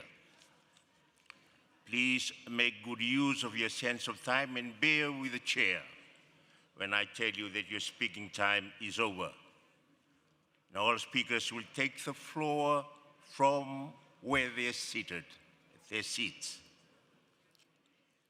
Lastly, I will invite the co-authors of the draft resolution to take the floor at the end of the debate so that they may summarize interventions from the floor and react to them. So at this point, I will now declare the debate open, and the floor is given to the delegation of Canada, to Mr. Janis. You have the floor, sir. Thank you, Chair. Canada supported this proposal, which deplores the trauma and tragedy of war and seeks peace and justice for all. The intent of the draft was to establish a general approach, but I do want to draw attention to a specific situation mentioned in the explanatory memorandum, which I think needs more attention. That in Sudan, one of a number of conflicts in Africa. I'm sure we all agree that peace is about people. And in Sudan, we have been inspired by the heroic efforts of the Sudanese people seeking constitutional parliamentary government. These protesters were like many peoples in other countries now and throughout history, peacefully asserting their human rights in the face of governments that kill unarmed protesters and other innocents. Such violence undermines the moral force that governments require to maintain their legitimacy. The international community was both inspired and hopeful for Sudan at that time. Sadly, the gains of Sudan's revolution were lost, and Sudan is now in the midst of an ongoing brutal civil war, resulting in, by very conservative estimates, well over 50,000 direct deaths. The war in Sudan is causing a massive humanitarian crisis, magnifying already large needs on the continent. Arising from conflict, nations throughout Africa receive and assist tens of millions of refugees from various conflicts. These refugees bring with them the profound potential that lives in every human being, but also significant needs. Addressing and ending the conflict in Sudan and conflicts throughout Africa and the world will require a principled and heroic response from the international community that matches the needs of the situation and the heroism that the people have already demonstrated in seeking a better future for themselves and their children. While I know this resolution is general in its content, we do think Sudan's crisis is one to take note of, and perhaps for the IPU to develop further mechanisms to address. If a decision is made to introduce specific examples, then examples from Africa, including Sudan, should be among them. As parliamentarians, it is our firm conviction that states exist for the common good, to serve the people who live in them. As such, peace is not just about states getting along. It is about establishing peaceful and just arrangements that serve the people of every nation. Thank you. I thank the honourable member from Canada. I call next on the Speaker of the Federal Parliament of Australia, the Honourable Milton Dick. Thank you, Mr. Speaker from Fiji, for chairing this session. I was pleased to play a role in ensuring that this item has been adopted for discussion. More than ever, we need to work together for peace. As we see the world in unprecedented times with armed conflicts across multiple regions posing a grave and direct international violence and threats across the globe, where we see the increasing civilian casualties, deteriorating humanitarian conditions, and the need for urgent interparliamentary action has never been more important. Far too often, there are things that divide us here at the IPU. I'd like to say that this motion brings us together a little bit closer to make sure that we use the tools at our disposal, particularly parliamentary diplomacy. As I mentioned in my address, Mr. Speaker, that Australia has always played a strategic role when it comes to bringing people together. You yourself live in the Pacific alongside myself, and we see collaboration and cooperation as the key to partnership in the Pacific. But recent developments in the Middle East have further underscored the urgency for parliamentary diplomacy. Given the attacks that are occurring across the world, including maritime security, the issue of freedom of navigation, and the continuity of supply chains, this dangerous situation in the Middle East and related political security and humanitarian matters affects us all. According to various reports, the year 2024 recorded a historic peak in ongoing conflicts worldwide. More than ever, we must remember the people involved with conflicts. We must remember the innocent lives that have been lost, where we see lives lost by the illegal invasion by Russia into Ukraine, Iran's attacks on its neighbours, where we are seeing innocent lives lost. I bring to the attention two people who have fled the regime from Iran and called Australia home. Recently, during the Women's Asian Cup held in Australia, two brave citizens of Iran fled and were granted asylum in Australia. Fatima Pasaria and Atifa Razmidah were two women who were granted asylum during the Asian Cup tournament. I'd like to read a statement that they have issued. At this stage, our primary focus is on our safety, our health, and beginning the process of rebuilding our lives. We are elite athletes, and it remains our dream to continue our sporting careers here in Australia. Fatima and Atifa are two brave women who have fled the regime and are now calling Australia home. They have arrived in Australia and they have now found safety in Australia. The team were in Australia and the young brave women were granted asylum. I wish these women great strength and great wisdom as they begin their lives here in our country in Australia. Mr. Speaker, these are only two women and two voices, but their voices are powerful. And today I salute their bravery and I bring them to the attention of the IPU, and may we continue to see peace and harmony across the world. And this motion today, this resolution that we have done, is doing that but we must always remember the faces that we don't hear, the voices we can't hear, that they are also important to every single member of the IPU. I thank the Assembly. Right of reply, Mr. Chairman, for Iran.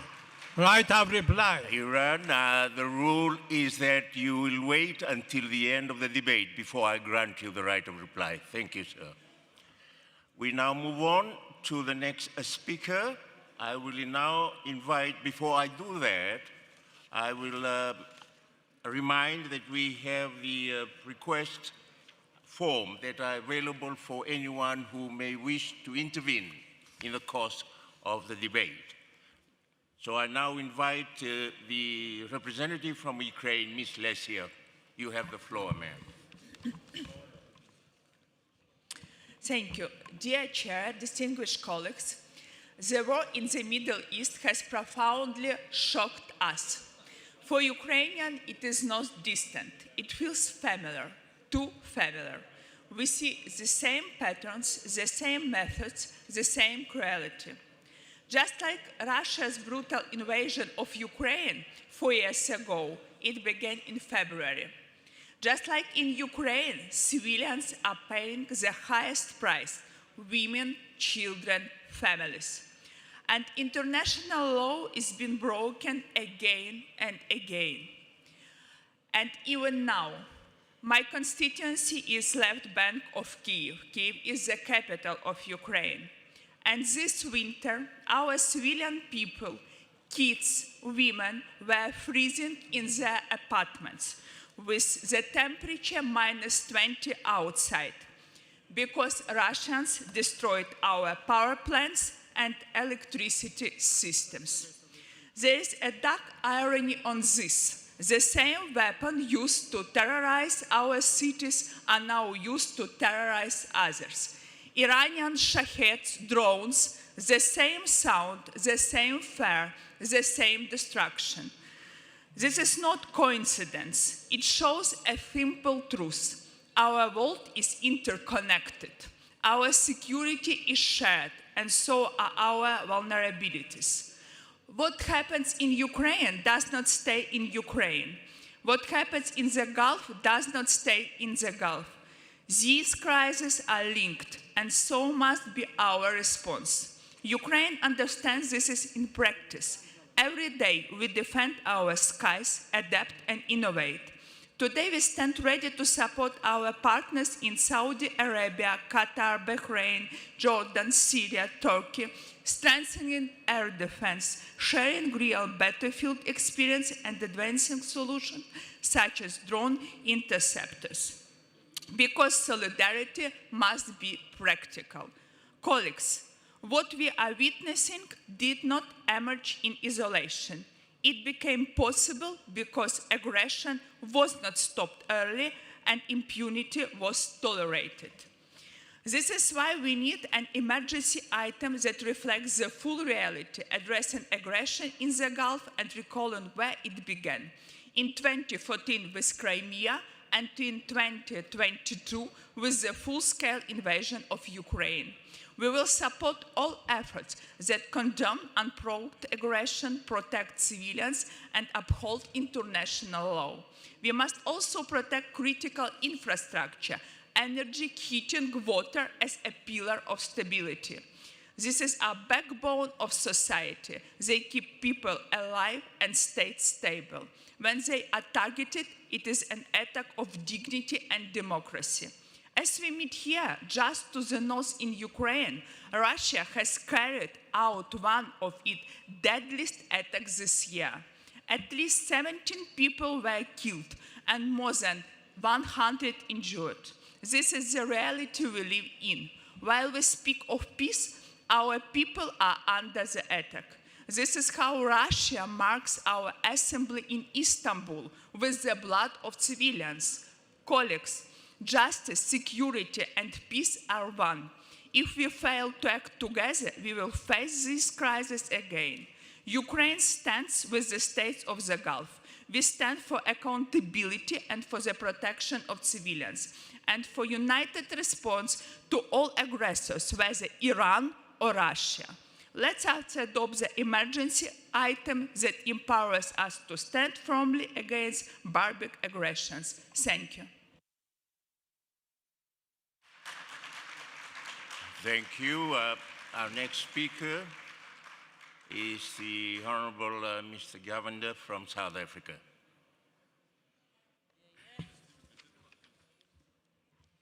Thank you, Honorable Chairperson, Honorable President, Honorable Speakers, Honorable Members.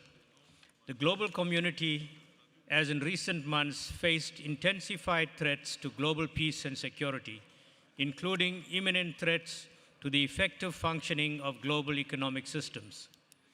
These threats to global peace have exposed old and underlying levels of polarization, instability, and unresolved tensions.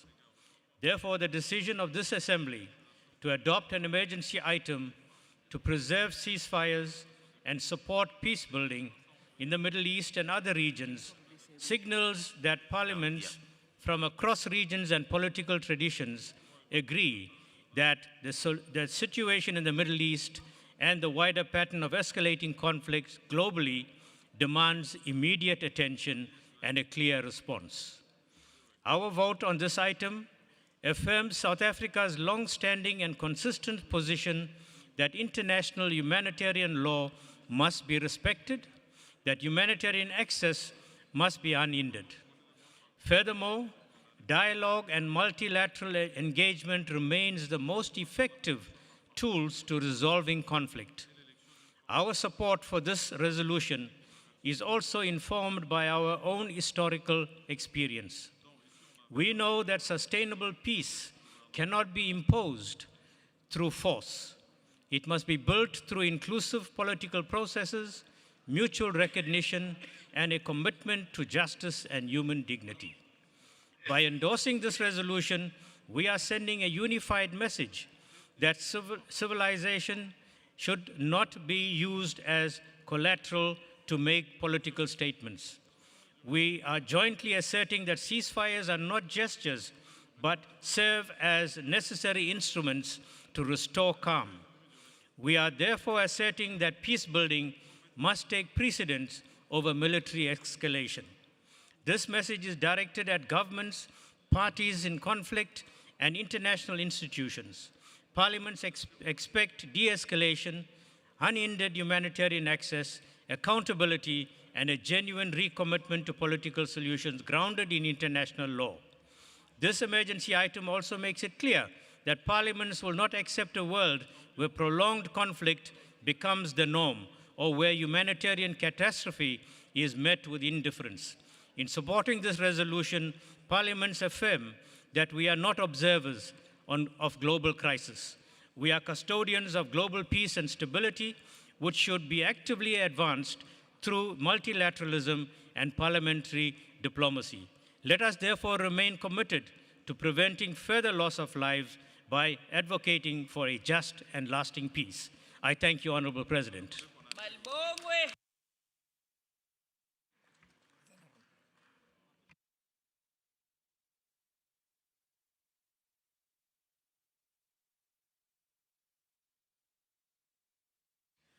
My apologies. Thank you, the Honourable Member from South Africa. At this point, I would like to deal with the questions relating to the drafting committee. Let me remind you that the Standing Committee Rule 16 stipulates that the composition of the drafting committee shall take into account equitable geographical distribution and political and gender balance, and that the number of its members shall normally not exceed 11.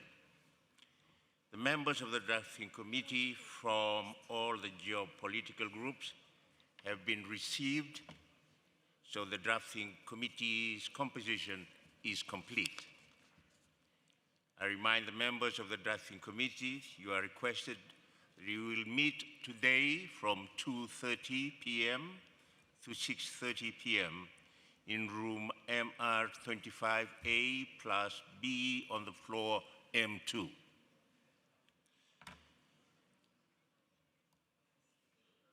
We will now continue with the rest of our speakers. I will call next on the speaker from Botswana.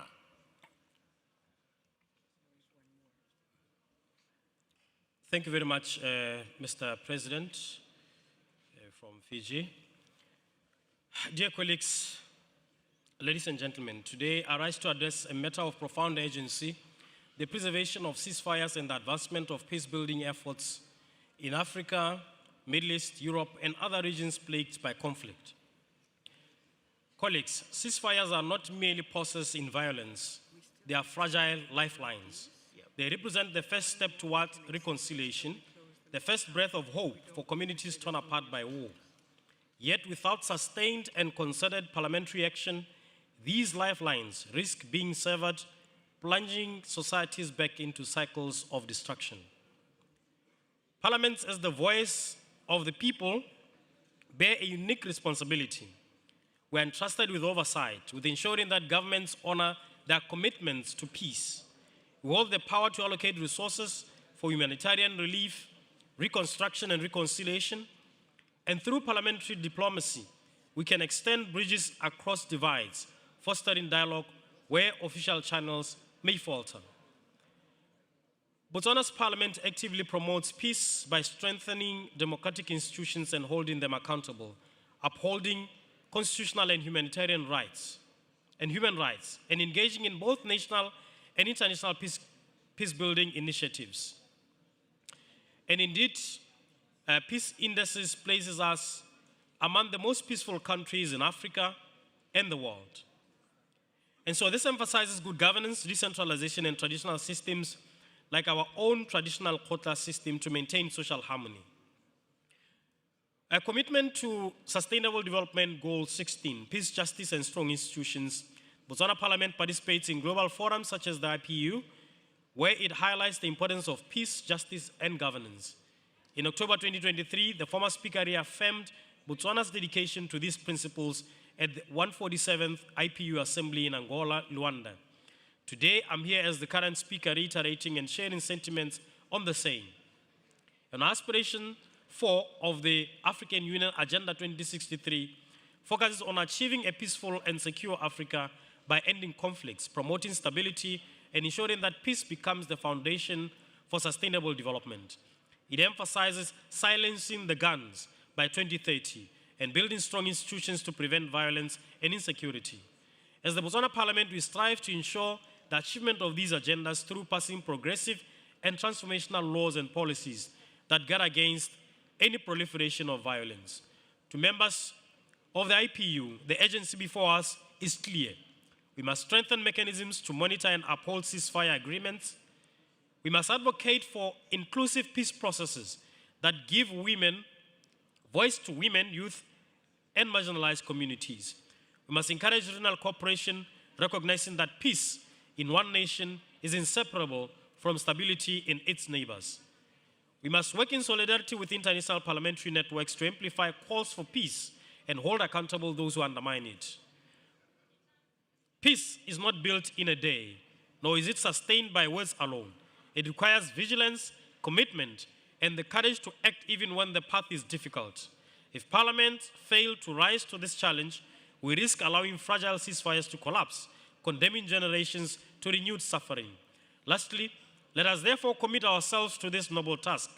Let us ensure that our parliamentary voices are not silent, but resound with clarity and conviction in defense of peace. For in preserving ceasefires, we preserve lives, and in building peace, we build the future. Thank you very much, Mr. President. I thank the speaker from Botswana.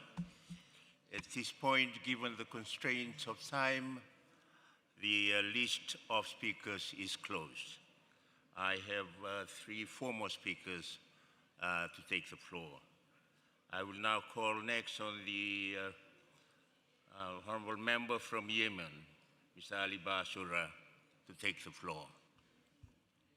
شكرا لك رئيس جلسة. حقيقة نحن مع البند الطارئ وصوتنا له وهو الحاجة العاجلة لجهود برلمانية منسقة للحفاظ على وقف إطلاق النار ودعم السلام. وبلدي تعاني منذ 11 سنة، اليمن تعاني من نزيف حاد في الدماء الأطفال والنساء والشيوخ من قبل هذه الميليشيات الحوثية المدعومة من إيران. نحن حقيقة بحاجة إلى السلام ومع السلام، ومدينا أيدينا للسلام، ولكن هذه الحرب النازفة في هذا المكان حتى أن هذه الجماعة الإرهابية لا زالت تعبث بالمياه الإقليمية وأثرت على الوضع الدولي من خلال ما حصل في الباب المندب وما يحصل من إطلاق الصواريخ هنا وهنا حتى أنها مزقت ويعني دمرت بنيتنا التحتية من طيران وبنية مطار صنعاء وغيرها. نحن حقيقة بحاجة إلى السلام. ما حصل حتى للعاملين في العمل الإنساني زج بهم في السجون، ولا زال كثير من الأطفال يزج بهم في ساحات الحرب وهم ببراءة الأطفال، ولا زالت المقابر تحفر يوما بعد يوم في كل حارة وحي داخل المناطق المسيطرة عليها هذه الميليشيات الحوثية الانقلابية المدعومة من إيران. نحن حقيقة نطالب بالسلام وأيدينا ممدودة للسلام، ما لم نطالب البرلمان الدولي بتصنيف هذه الجماعة إلى جماعة إرهابية. هذه الجماعة الحوثي المدعوم من إيران بأنها جماعة إرهابية، وأيضا مساعدتنا كيمنيين في بيع نفطنا وغازنا المسال، وأيضا حث شركاتكم الاستكشافية للغاز والنفط بالعودة لليمن حتى يعيد وقتنا الاقتصادي. وكذلك أيضا بأننا بحاجة أيضا من دولكم بأنها تأتي إلى الشراكة معنا في داخل اليمن. لدينا مواني، لدينا ميناء عدن الهام. نحن بحاجة حقيقة إلى هذه الأشياء، ونحن أقول مرة أولى وثانية وثالثة ومليار مرة نحن مع السلام لإيقاف نزيف الدم، ولكن ينبغي على البرلمان الدولي ونحن أعضاء فاعلين في هذا البرلمان أن يساعدنا وأن يقف معنا حتى نوقف نزيف الدم اليمني الذي كانت يمننا سعيد وأصبحت فقيرة وغير سعيدة. وشكرا لكم.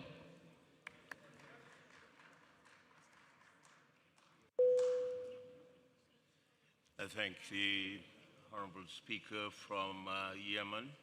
I call next on the Russian Federation, the Honorable Mr. Chico.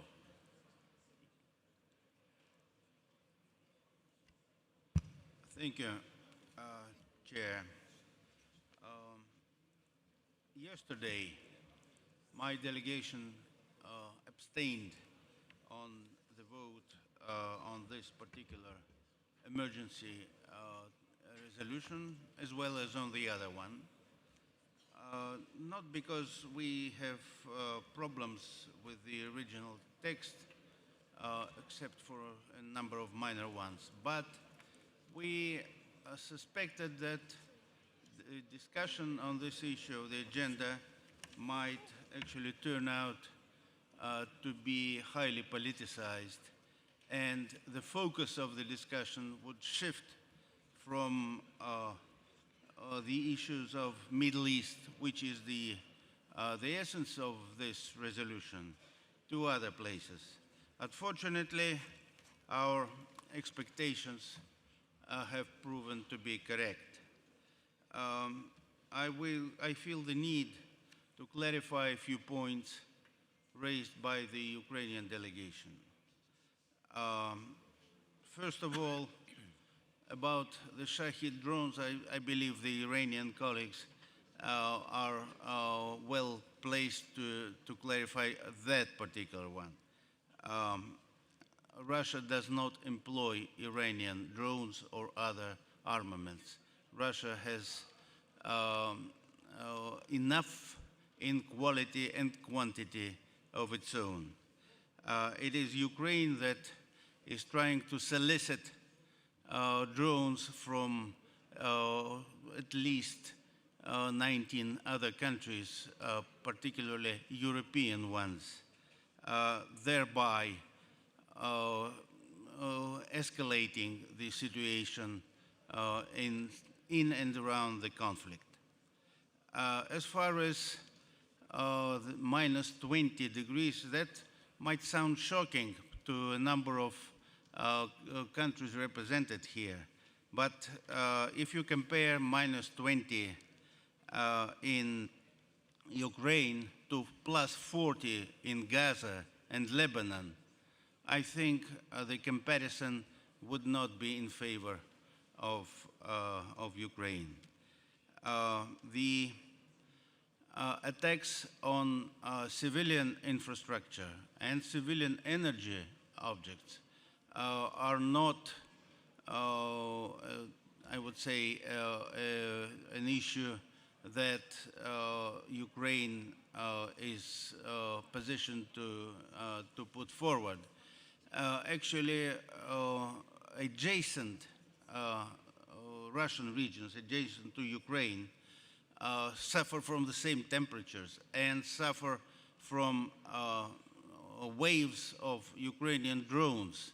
Some of them actually flying over countries that are so keen to support the Kiev regime, which of course create questions of their complicity with the war crimes of the Ukrainian leadership.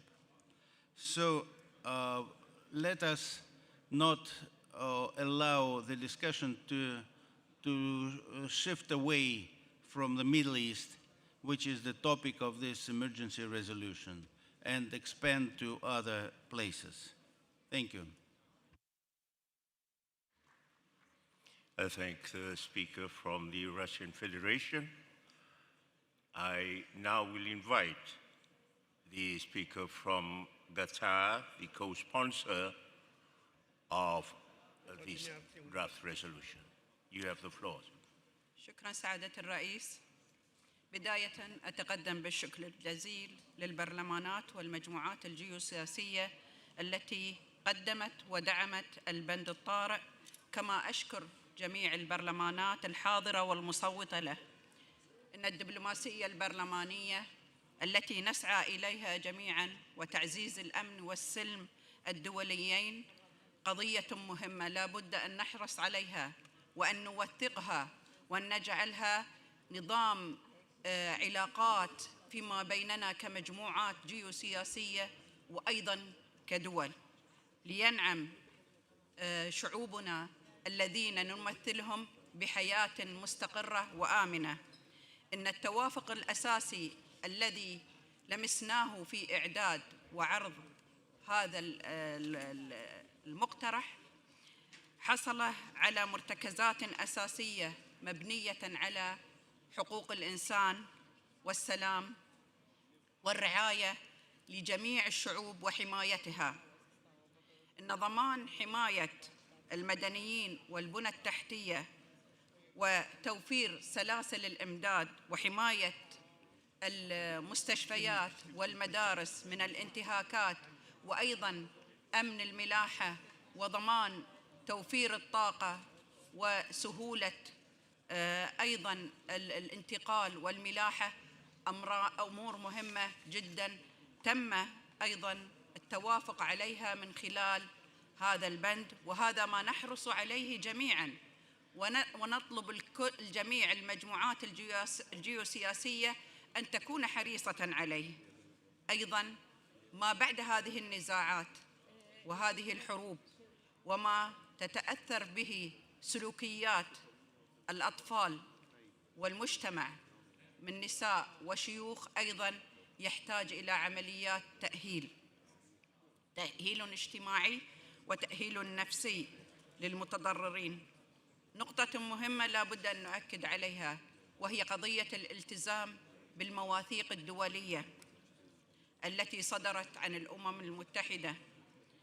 ضرورة إبراز ودعم دور الاتحاد البرلماني الدولي في قضية دعم السلم والأمن الدوليين كمنظمة تعبر عن أصوات الشعوب ودعم استقرارها ودعم عملية النماء والتطوير وخدمة لأهداف التنمية المستدامة وأيضاً التنمية الاجتماعية التي ناقشناها في اجتماع طشقند وجميعنا أقرينا على أهميتها.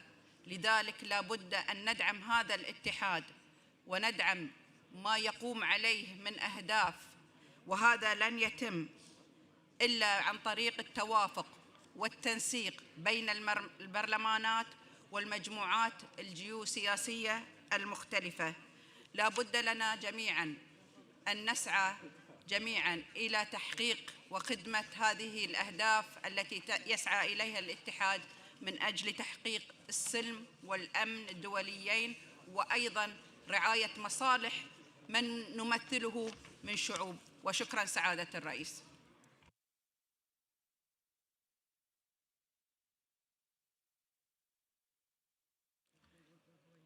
I thank the representative from Qatar, co-sponsor of the draft resolution.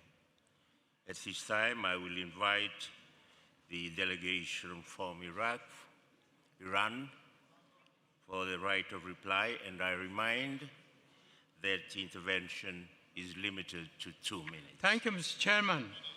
Thank you, Mr. Chairman. از نماینده فرمانداری استرالیا تعجب می‌کنم. امیدوارم استرالیا از تحت قیمومیت کشور دیگر خارج و استقلال پیدا کند. ایشون باید بداند که ایران 2000 سال پیش یک زن به عنوان وزیر در حکمرانی ایران حضور داشته است.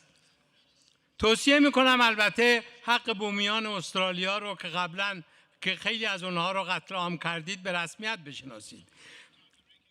در مورد اقدام ربایش ورزشکاران ایران در استرالیا، سرویس امنیتی استرالیا به دستور امریکا در یک طراحی حساب شده اقدام به روبودن 7 نفر از ورزشکاران ایرانی نمود و بر آنها برای پناهندگی فشار آورد.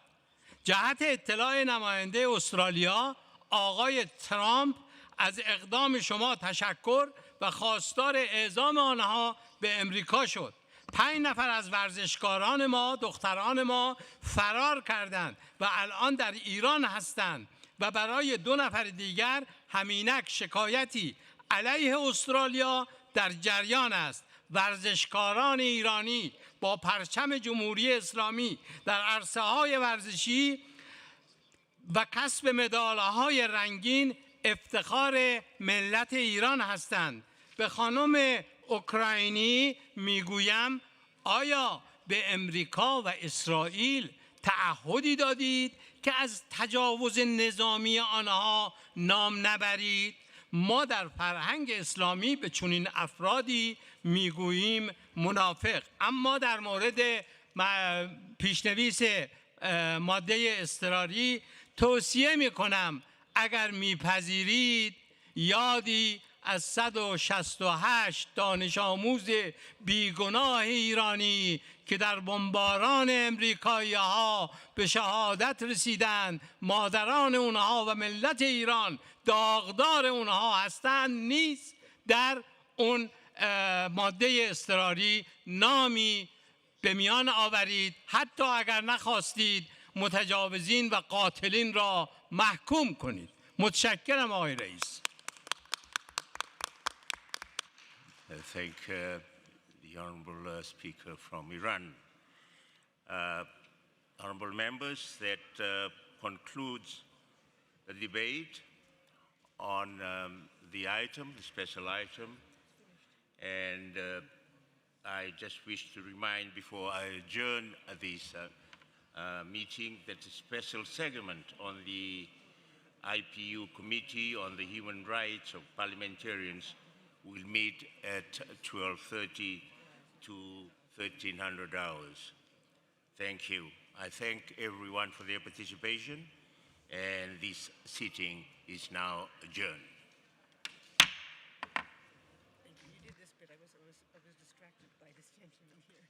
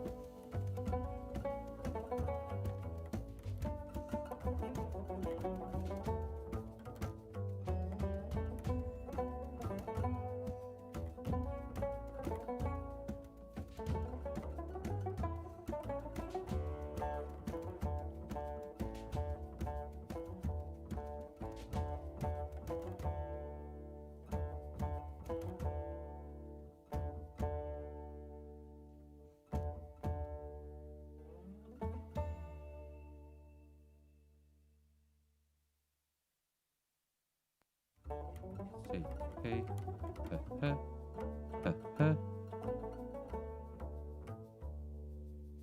hey.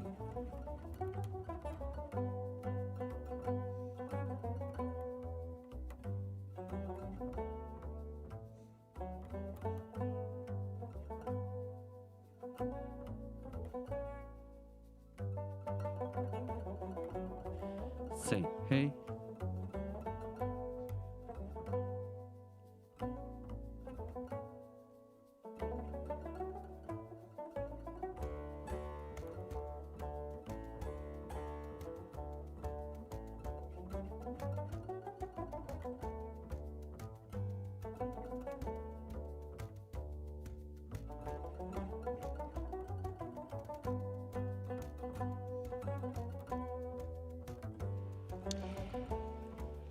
Good afternoon, dear colleagues.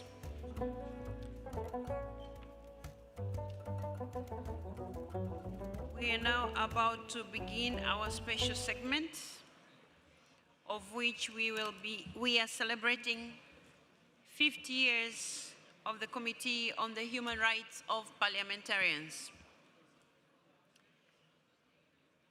So I would like to take this opportunity to welcome all of you to this very special moment. Dear colleagues, it is my great pleasure to welcome you to this special segment, marking the 50th anniversary of the IPU Committee on the Human Rights of Parliamentarians. Over the past 5 decades, the committee has played a truly unique and vital role in the international system, standing firmly in defense of members of parliament whose rights have been threatened, violated, or denied. In doing so, it has helped safeguard not only individuals, but the very foundations of the democratic life and rule of law. Since its establishment in 1976, the committee has served as a voice for those who might otherwise go unheard. Parliamentarians facing intimidation, arbitrary detention, or political persecution. Its work reminds us that representative mandates must be protected if democracy itself is to endure. Today's discussion, dear colleagues, offers us an opportunity not only to reflect on this important legacy, but also to look ahead.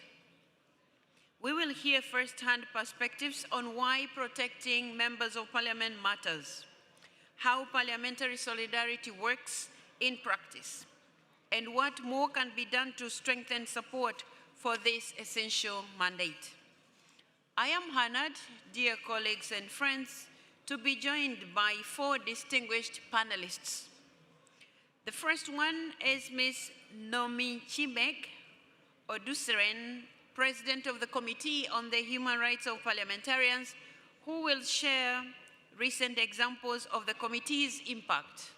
She has done a good job, and part of that we'll be hearing this afternoon. Thank you so much, Madame Oduseren.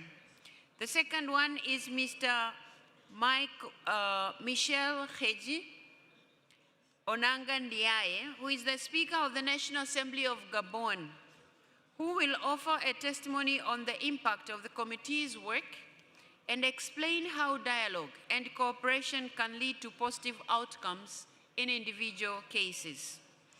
We are also joined, colleagues, by Ms. Catherine Fay, who is a member, sorry, Mr.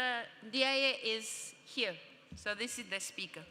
Then we are joined also by Ms. Catherine Fay, who is a member of the German Bundestag, who will provide insights into how her parliament actively supports members of parliaments at risk and puts parliamentary solidarity into practice. She's on my left-hand side.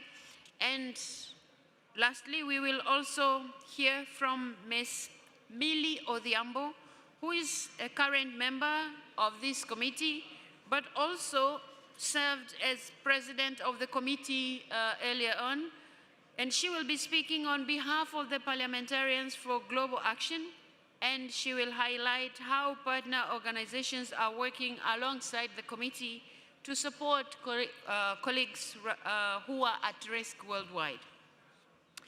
I would like to take this opportunity to welcome all of you, dear panelists, to this very special segment. Colleagues, we will first give the floor to the President of the committee, Madame Odusuren. So we will hear from you first. You have the floor. Thank you, Madam President. Dear colleagues, dear friends, 50 years ago, this committee was created with a simple but powerful idea that no parliamentarian should ever stand alone in the face of injustice. Today, as we mark this anniversary, I would like to pause for a moment, not to focus on procedures or statistics, but on people. Because the very mandate of the Committee on the Human Rights of Parliamentarians is, above all, a human one. It's about colleagues, people like us, who, for speaking out, voting freely, or representing their constituents, have been threatened, silenced, and detained. And it is about what we do together as a parliamentary community can do to support them. Many of you know our work through the difficult cases we present, often towards the end of the assemblies. Cases that remind us of the many challenges still faced around the world. But today, I would like to tell a different story, a story of impact, of persistence, and importantly, of hope. Let me share just a few recent positive examples. In Iraq, former MP Ahmed al-Alwani spent more than 10 years in detention. 10 years. The committee followed his case relentlessly, year after year, and in April 2025, he was finally released. This was the result of sustained dialogue, including a mission to the country and continuous engagement with national authorities. In Senegal, in March 2024, Ousmane Sonko was released, all charges were dropped, and his political rights restored. Today, he is the Prime Minister of his country. In Thailand, following major political changes, including the dissolution of their political party, 116 parliamentarians were able to continue their mandates freely under a new formation. Their cases were closed last year. And in Zimbabwe, our colleague Job Sikala was released nearly after 2 years in detention. His case remained on our agenda, supported by trial observations and sustained dialogue with national authorities until the moment he was released. These are not just cases, they are lives, they are families, and they remind us that our work matters. Over the past 50 years, there have been many such stories, stories where solidarity made a difference, where persistence paid off, where parliamentarians somewhere in the world knew that they were not forgotten.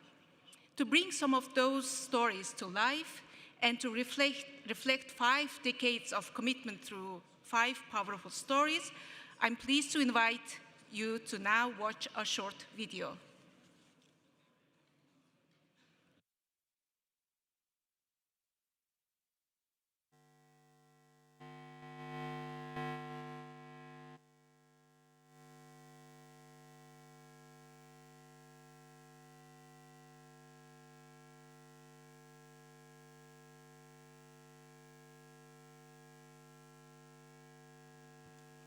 Technical team, can you try to put the sound, please?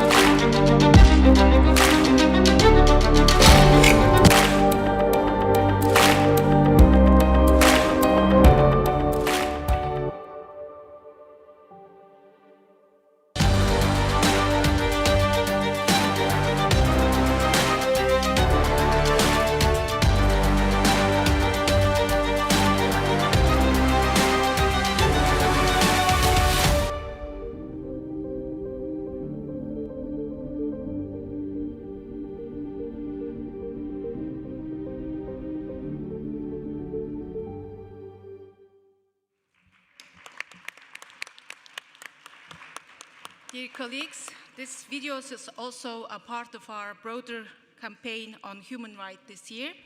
I warmly also encourage you to visit our dedicated booth just outside this hall. Come and learn more about our work, and not only what we do, also about what you can do with the committee.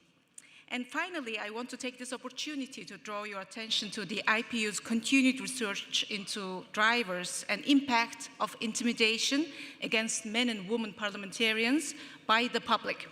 I therefore kindly ask all delegates to complete a short survey that should not take more than 2 minutes. The QR codes of the survey in English, French, and Spanish versions of the survey are now on the screen. And please scan the code and complete the survey now and help us with our research. And as you complete the survey, I would like to conclude with this reflection. When the parliamentarians are attacked, democracy is attacked. When we stand together, when we speak out, when we act, and when we support one another, we protect not just individuals, but the very essence of democratic life. So let us continue together with determination, with solidarity, and with the conviction that we can make a difference. Thank you.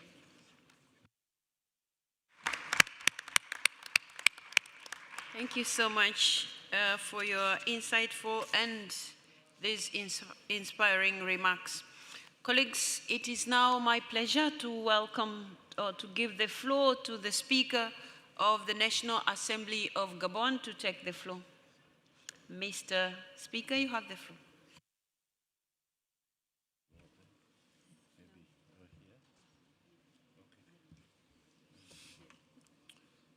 Thank you, Mrs. President. Madame la Présidente, merci.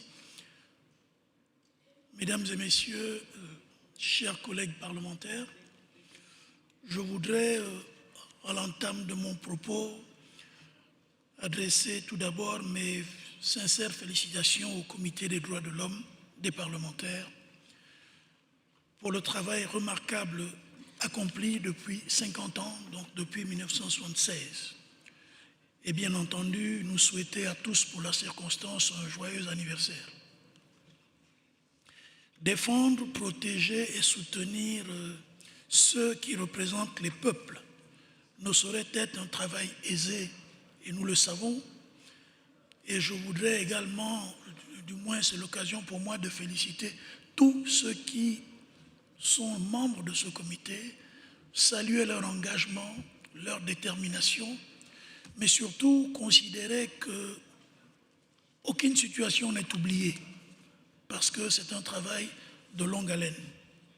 Je tiens également à vous témoigner notre reconnaissance pour l'invitation qui nous a été adressée afin de partager le témoignage récent du Gabon relatif à la situation de notre collègue, aujourd'hui sénateur, Justin Ndangoy, alors qu'il était ministre et député. Permettez simplement un petit rappel, de quoi s'agit-il?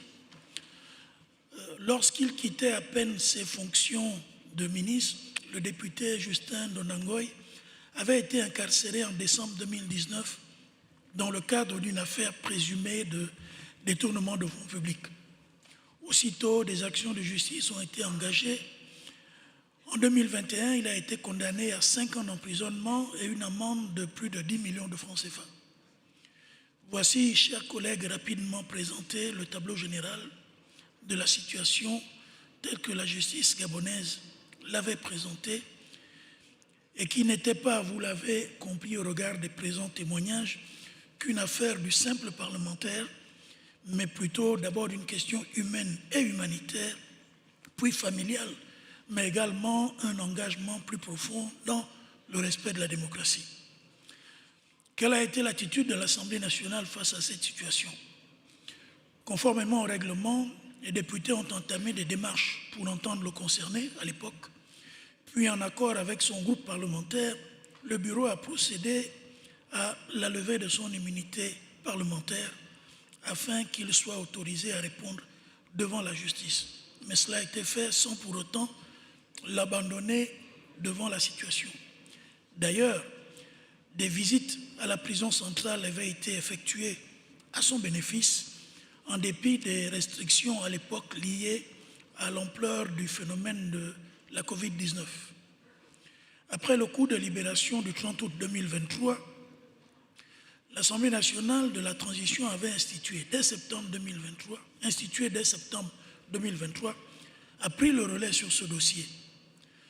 De la 143e Assemblée de l'UIP à Luanda à la 151e à Genève en 2025, l'Assemblée nationale gabonaise a collaboré avec le comité et a scrupuleusement suivi les recommandations du secrétaire général de l'UIP lors de ses différentes visites au Gabon au cours de cette période, dans le cadre d'un dialogue durable, d'un contact permanent entre le comité des droits de l'homme des parlementaires et les autorités locales. Ainsi, à l'arrivée des nouvelles autorités gabonaises, l'Assemblée nationale de la transition a porté un plaidoyer qui a contribué à la libération provisoire de l'ancien député Justin Ndangoy le 17 octobre 2023. Qu'en est-il en ce jour? Et je m'arrêterai là. Aujourd'hui, nous sommes ravis d'annoncer à l'ensemble des membres de l'UIP et singulièrement au comité que M. Justin Ndangoy jouit pleinement de ses droits civiques et politiques. Mieux, lors des dernières élections législatives et locales en 2025, il a été élu sénateur pour le compte du parti politique auquel j'appartiens actuellement est créé par le chef de l'État. Ce parti, c'est l'Union démocratique des bâtisseurs. Il est aujourd'hui sénateur et il occupe actuellement les fonctions de président de ce même groupe parlementaire au Sénat. Vous voyez que le travail mené par le comité n'a pas été vain, mais que également l'attention portée par les autorités, nouvelles autorités du pays, ont été des plus constructives. Vous me permettrez pour terminer de saluer à cet égard le travail accompli par le secrétaire général de l'UIP présent à mes côtés pour sa diplomatie discrète et efficace. Dans la gestion de ce dossier, il a été bienveillant et patient. Il n'a pas agi avec des injonctions, mais plutôt avec des avis, des conseils, des recommandations adressées à notre pays. Vous devez le savoir, dans nos villages en Afrique et singulièrement au Gabon, il y a ce qu'on appelle le corps de garde. C'est un espace privilégié dédié entre autres au règlement des différends dans les villages. Et au cours de la palabre, nous ne cherchons pas dans ce corps de garde à savoir qui a tort, qui a raison, mais on cherche plutôt à trouver une solution consensuelle qui garantit le mieux la quiétude pour l'ensemble de la communauté, car dans un malentendu, il peut se cacher un certain nombre de différends qu'il n'est pas souvent facile de mettre sur la table. Mais au regard de la situation, je puis rassurer le comité que le Gabon est fier d'avoir travaillé aux côtés du comité et avoir obtenu un résultat satisfaisant dans le cadre de ce collègue parlementaire. Je vous remercie, Madame la Présidente.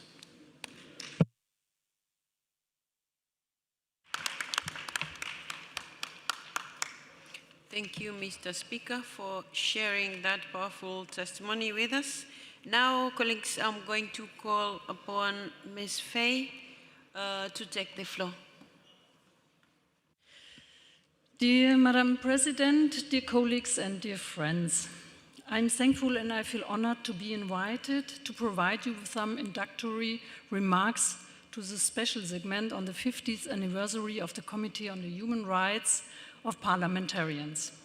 I myself have joined the German Parliament just over a year ago. My experience being member of the Parliamentary Human Rights and Internal Affairs Committees is one under the impression of a rising far-right party in Germany. Human rights are under threat globally, with wars going on in basically all continents, but also in democratic societies. Human rights are under pressure. What are the rights of refugees? Do we have two-class societies when it comes to the rule of law? What are the implications for human rights violations at home? We need a strong commitment to human rights and their meticulous implementation into national and regional policy making.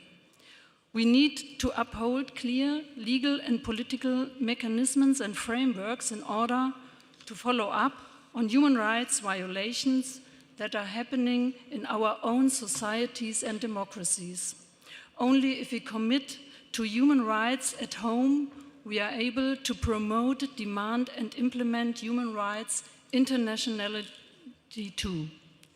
The Bundestag program, Parliamentarians Protect Parliamentarians, PSP, is a human rights initiative that has existed since 2003, in which German members of parliament assume sponsorships for threatened parliamentarians and human rights defenders worldwide. It serves to protect political support and raise the international visibility of endangered individuals.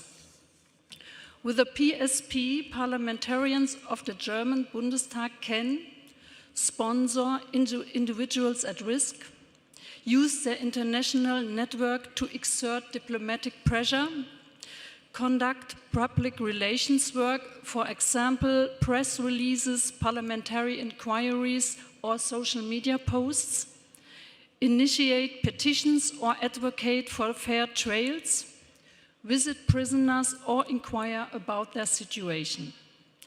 The PSP program is not a universal remedy, but it is an effective instrument of parliamentary human rights policy.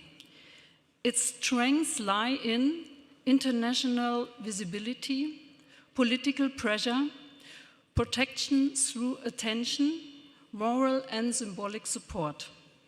My plea in this segment's panel format is to create similar programs for all parliamentarians globally if they don't exist yet. I myself am protecting parliamentary human rights policy through this program. I currently host a climate activist from the organization of Vivos Rios in Colombia and a former parliamentarian from El Salvador who is active in defending persecuted and imprisoned individuals. I plan to visit the colleague from El Salvador next year. Please follow suit with your parliamentary human rights initiatives and feel free to reach out to me for further discussion.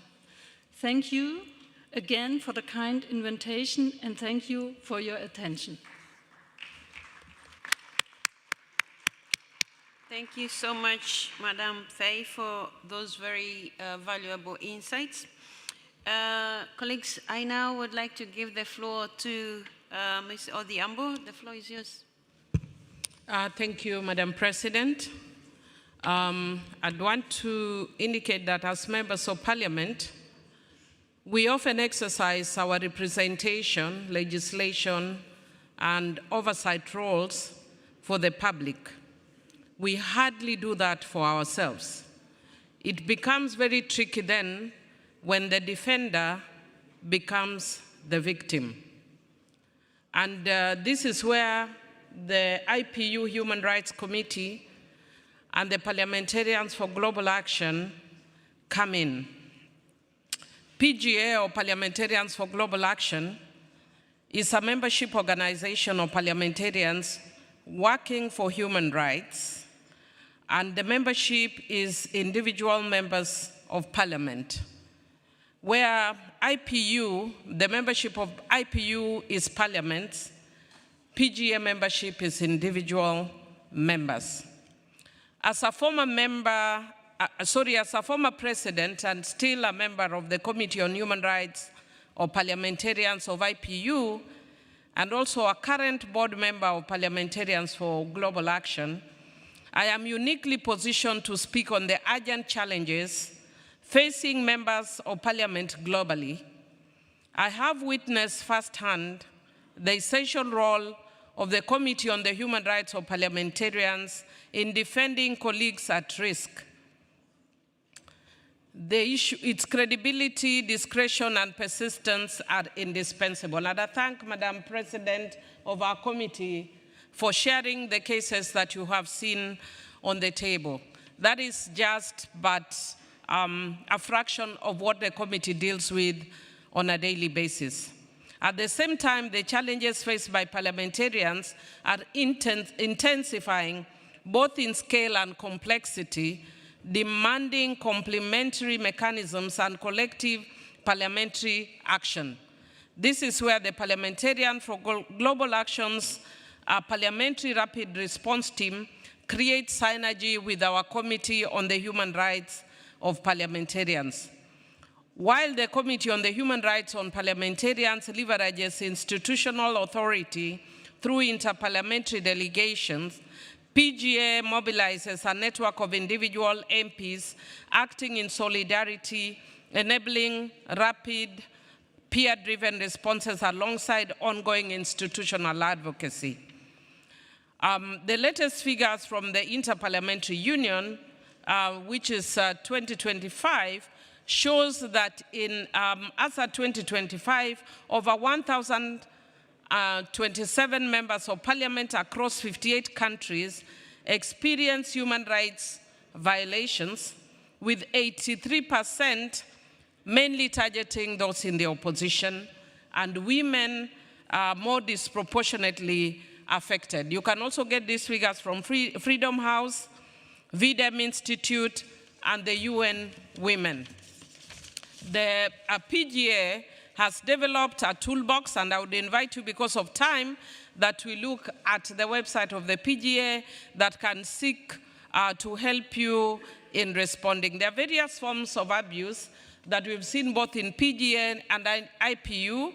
And if we were to share the cases that are before us, we deal with cases of murder of members of parliament. We deal with cases of sexual violations, harassments, and rape of members of parliament. We deal with cases of torture. We deal with cases of loss of mandate of members of parliament from various countries. And then, of course, there's growing cases of technologically facilitated abuse of members of parliament.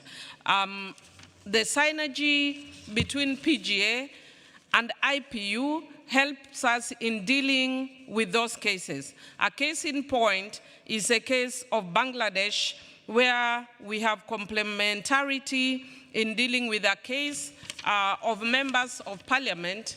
I will not go into details because it is still a matter that is before our committee and we have not yet concluded in the IPU, but it's a case dealing with ABM Fazl Karim Chaudhry, a former chair of the Standing Committee and past president of the IPU Committee on the Human Rights of Parliamentarians, as well as Mr. Deepu Moni, Mr. Asaduzaman Noor, Mr. Mosharraf Hussain, and Mr. Mohammed Farouk Khan.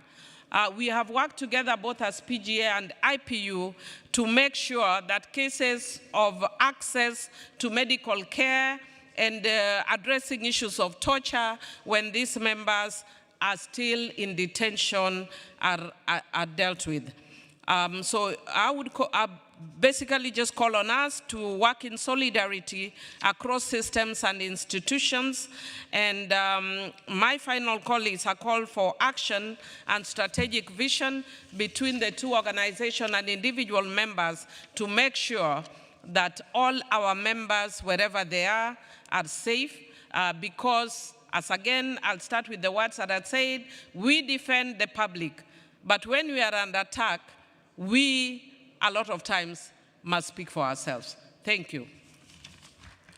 Madam President. Thank you so much, Madam Odia. We have, from Bangladesh, we have our observation.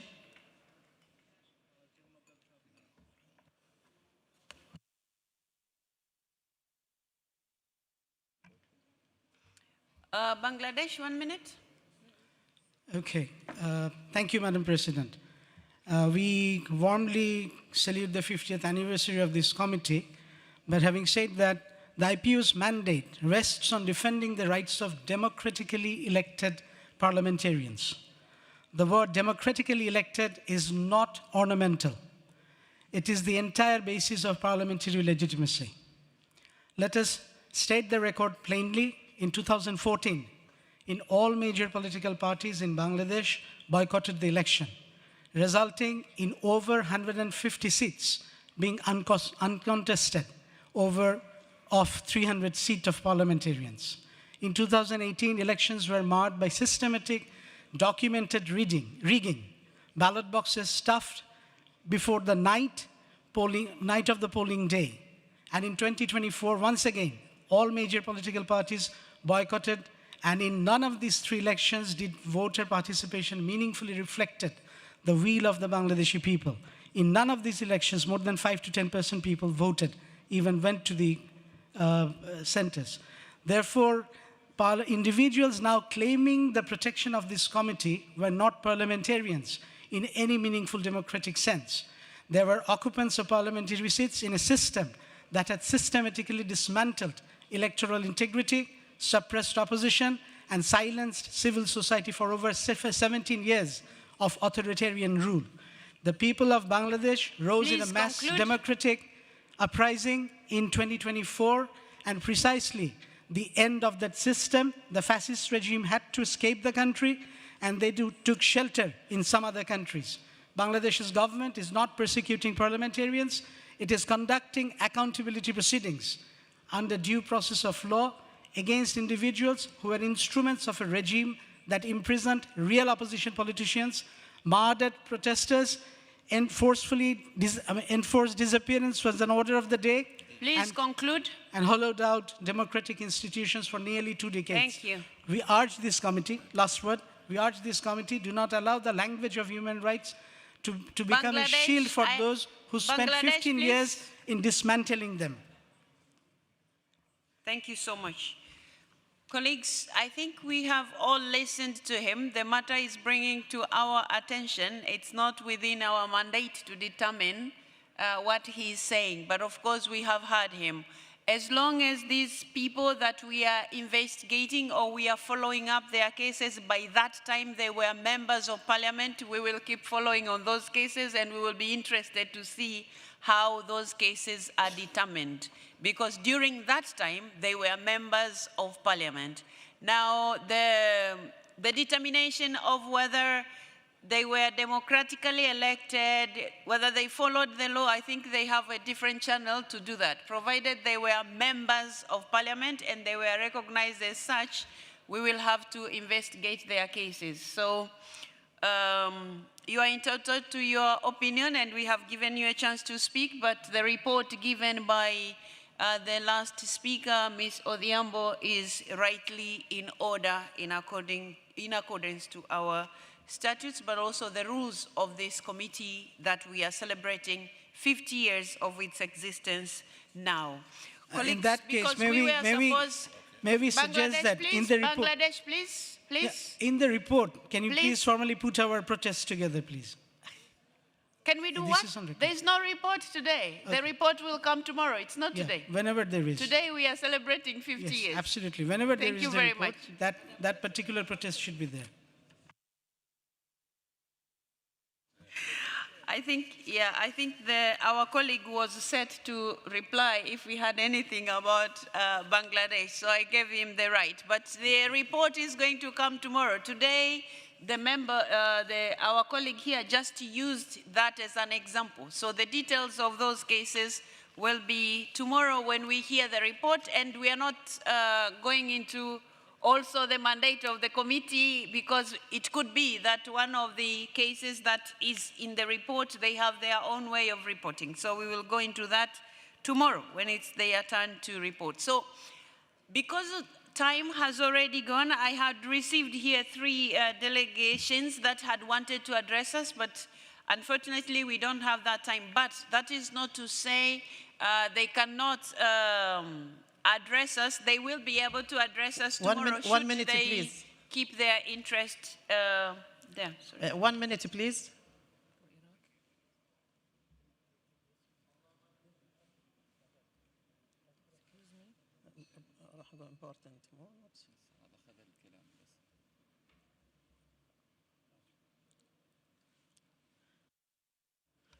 دقيقة واحدة لو سمحتي.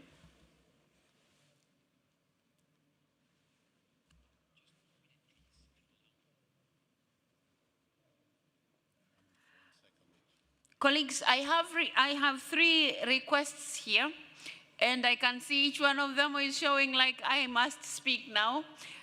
But that's not the reason why I'm giving them a chance. I'm giving them a chance because I am reliably informed that it's good stories that we have to hear. Even if they were bad, we would still hear them. So we will hear first from Senegal, 1 minute. Is Senegal in the house? Go ahead, please. You have the floor, 1 minute.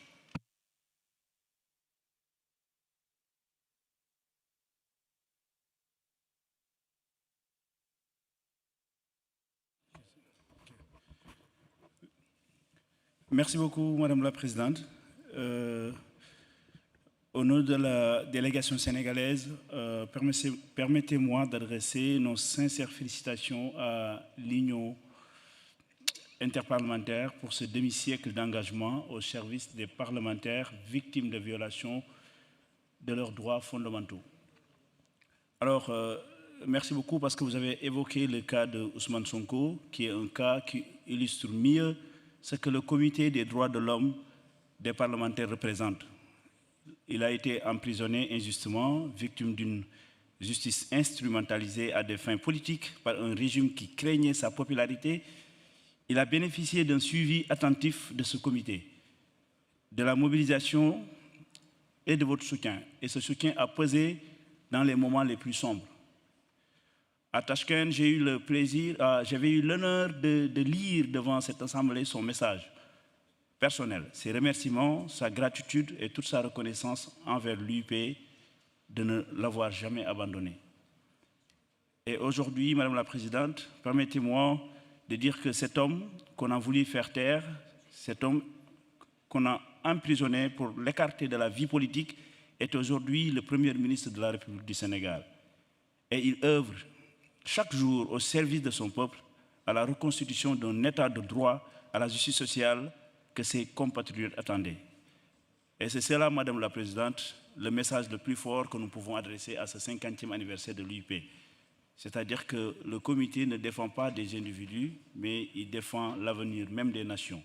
Et le cas de Ousmane Sonko est un témoin, est un exemple patent. Nous vous en remercions sincèrement au nom de toute la délégation du Sénégal et au nom aussi du président de l'Assemblée nationale, M. El Malick Ndiaye. Nous vous remercions. Longue vie à ce comité et longue vie à l'UIP. Merci.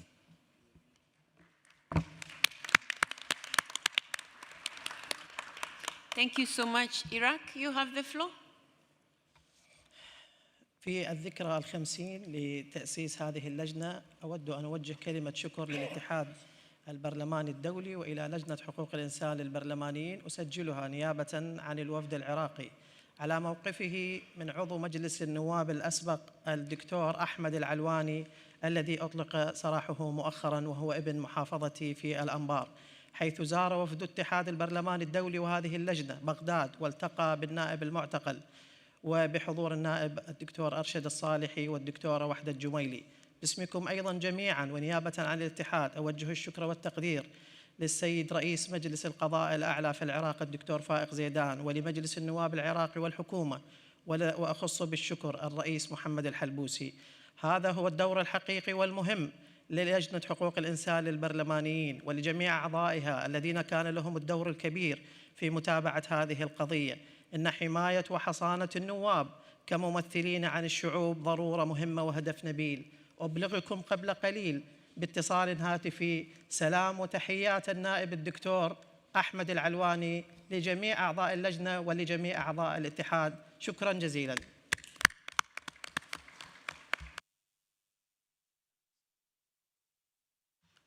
Thank you so much. Zambia, you have the floor.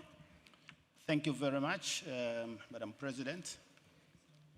Zambia indeed joins the rest of the delegates in congratulating and celebrating the 50th anniversary of the committee. And Zambia has interacted with the Committee on Human Rights for Parliamentarians through a case that we had in which a member of parliament, while appearing and going through a legal process, had an altercation with a member of the press, which resulted in her facing further charges. And that matter was brought to the attention of the committee, and the committee duly wrote to the Parliament of Zambia and requested Madam Speaker to give a further account and details of what was going on. And the Parliament of Zambia did respond to the IPU through the committee, and through that intervention, the matter was further processed both through the courts and from the Parliament processes and procedure as well. I'm happy to report that the Honorable Member of Parliament was eventually acquitted in the courts of law, and from Parliament's point of view, she did not face any sanctions, and therefore the matter was successfully concluded.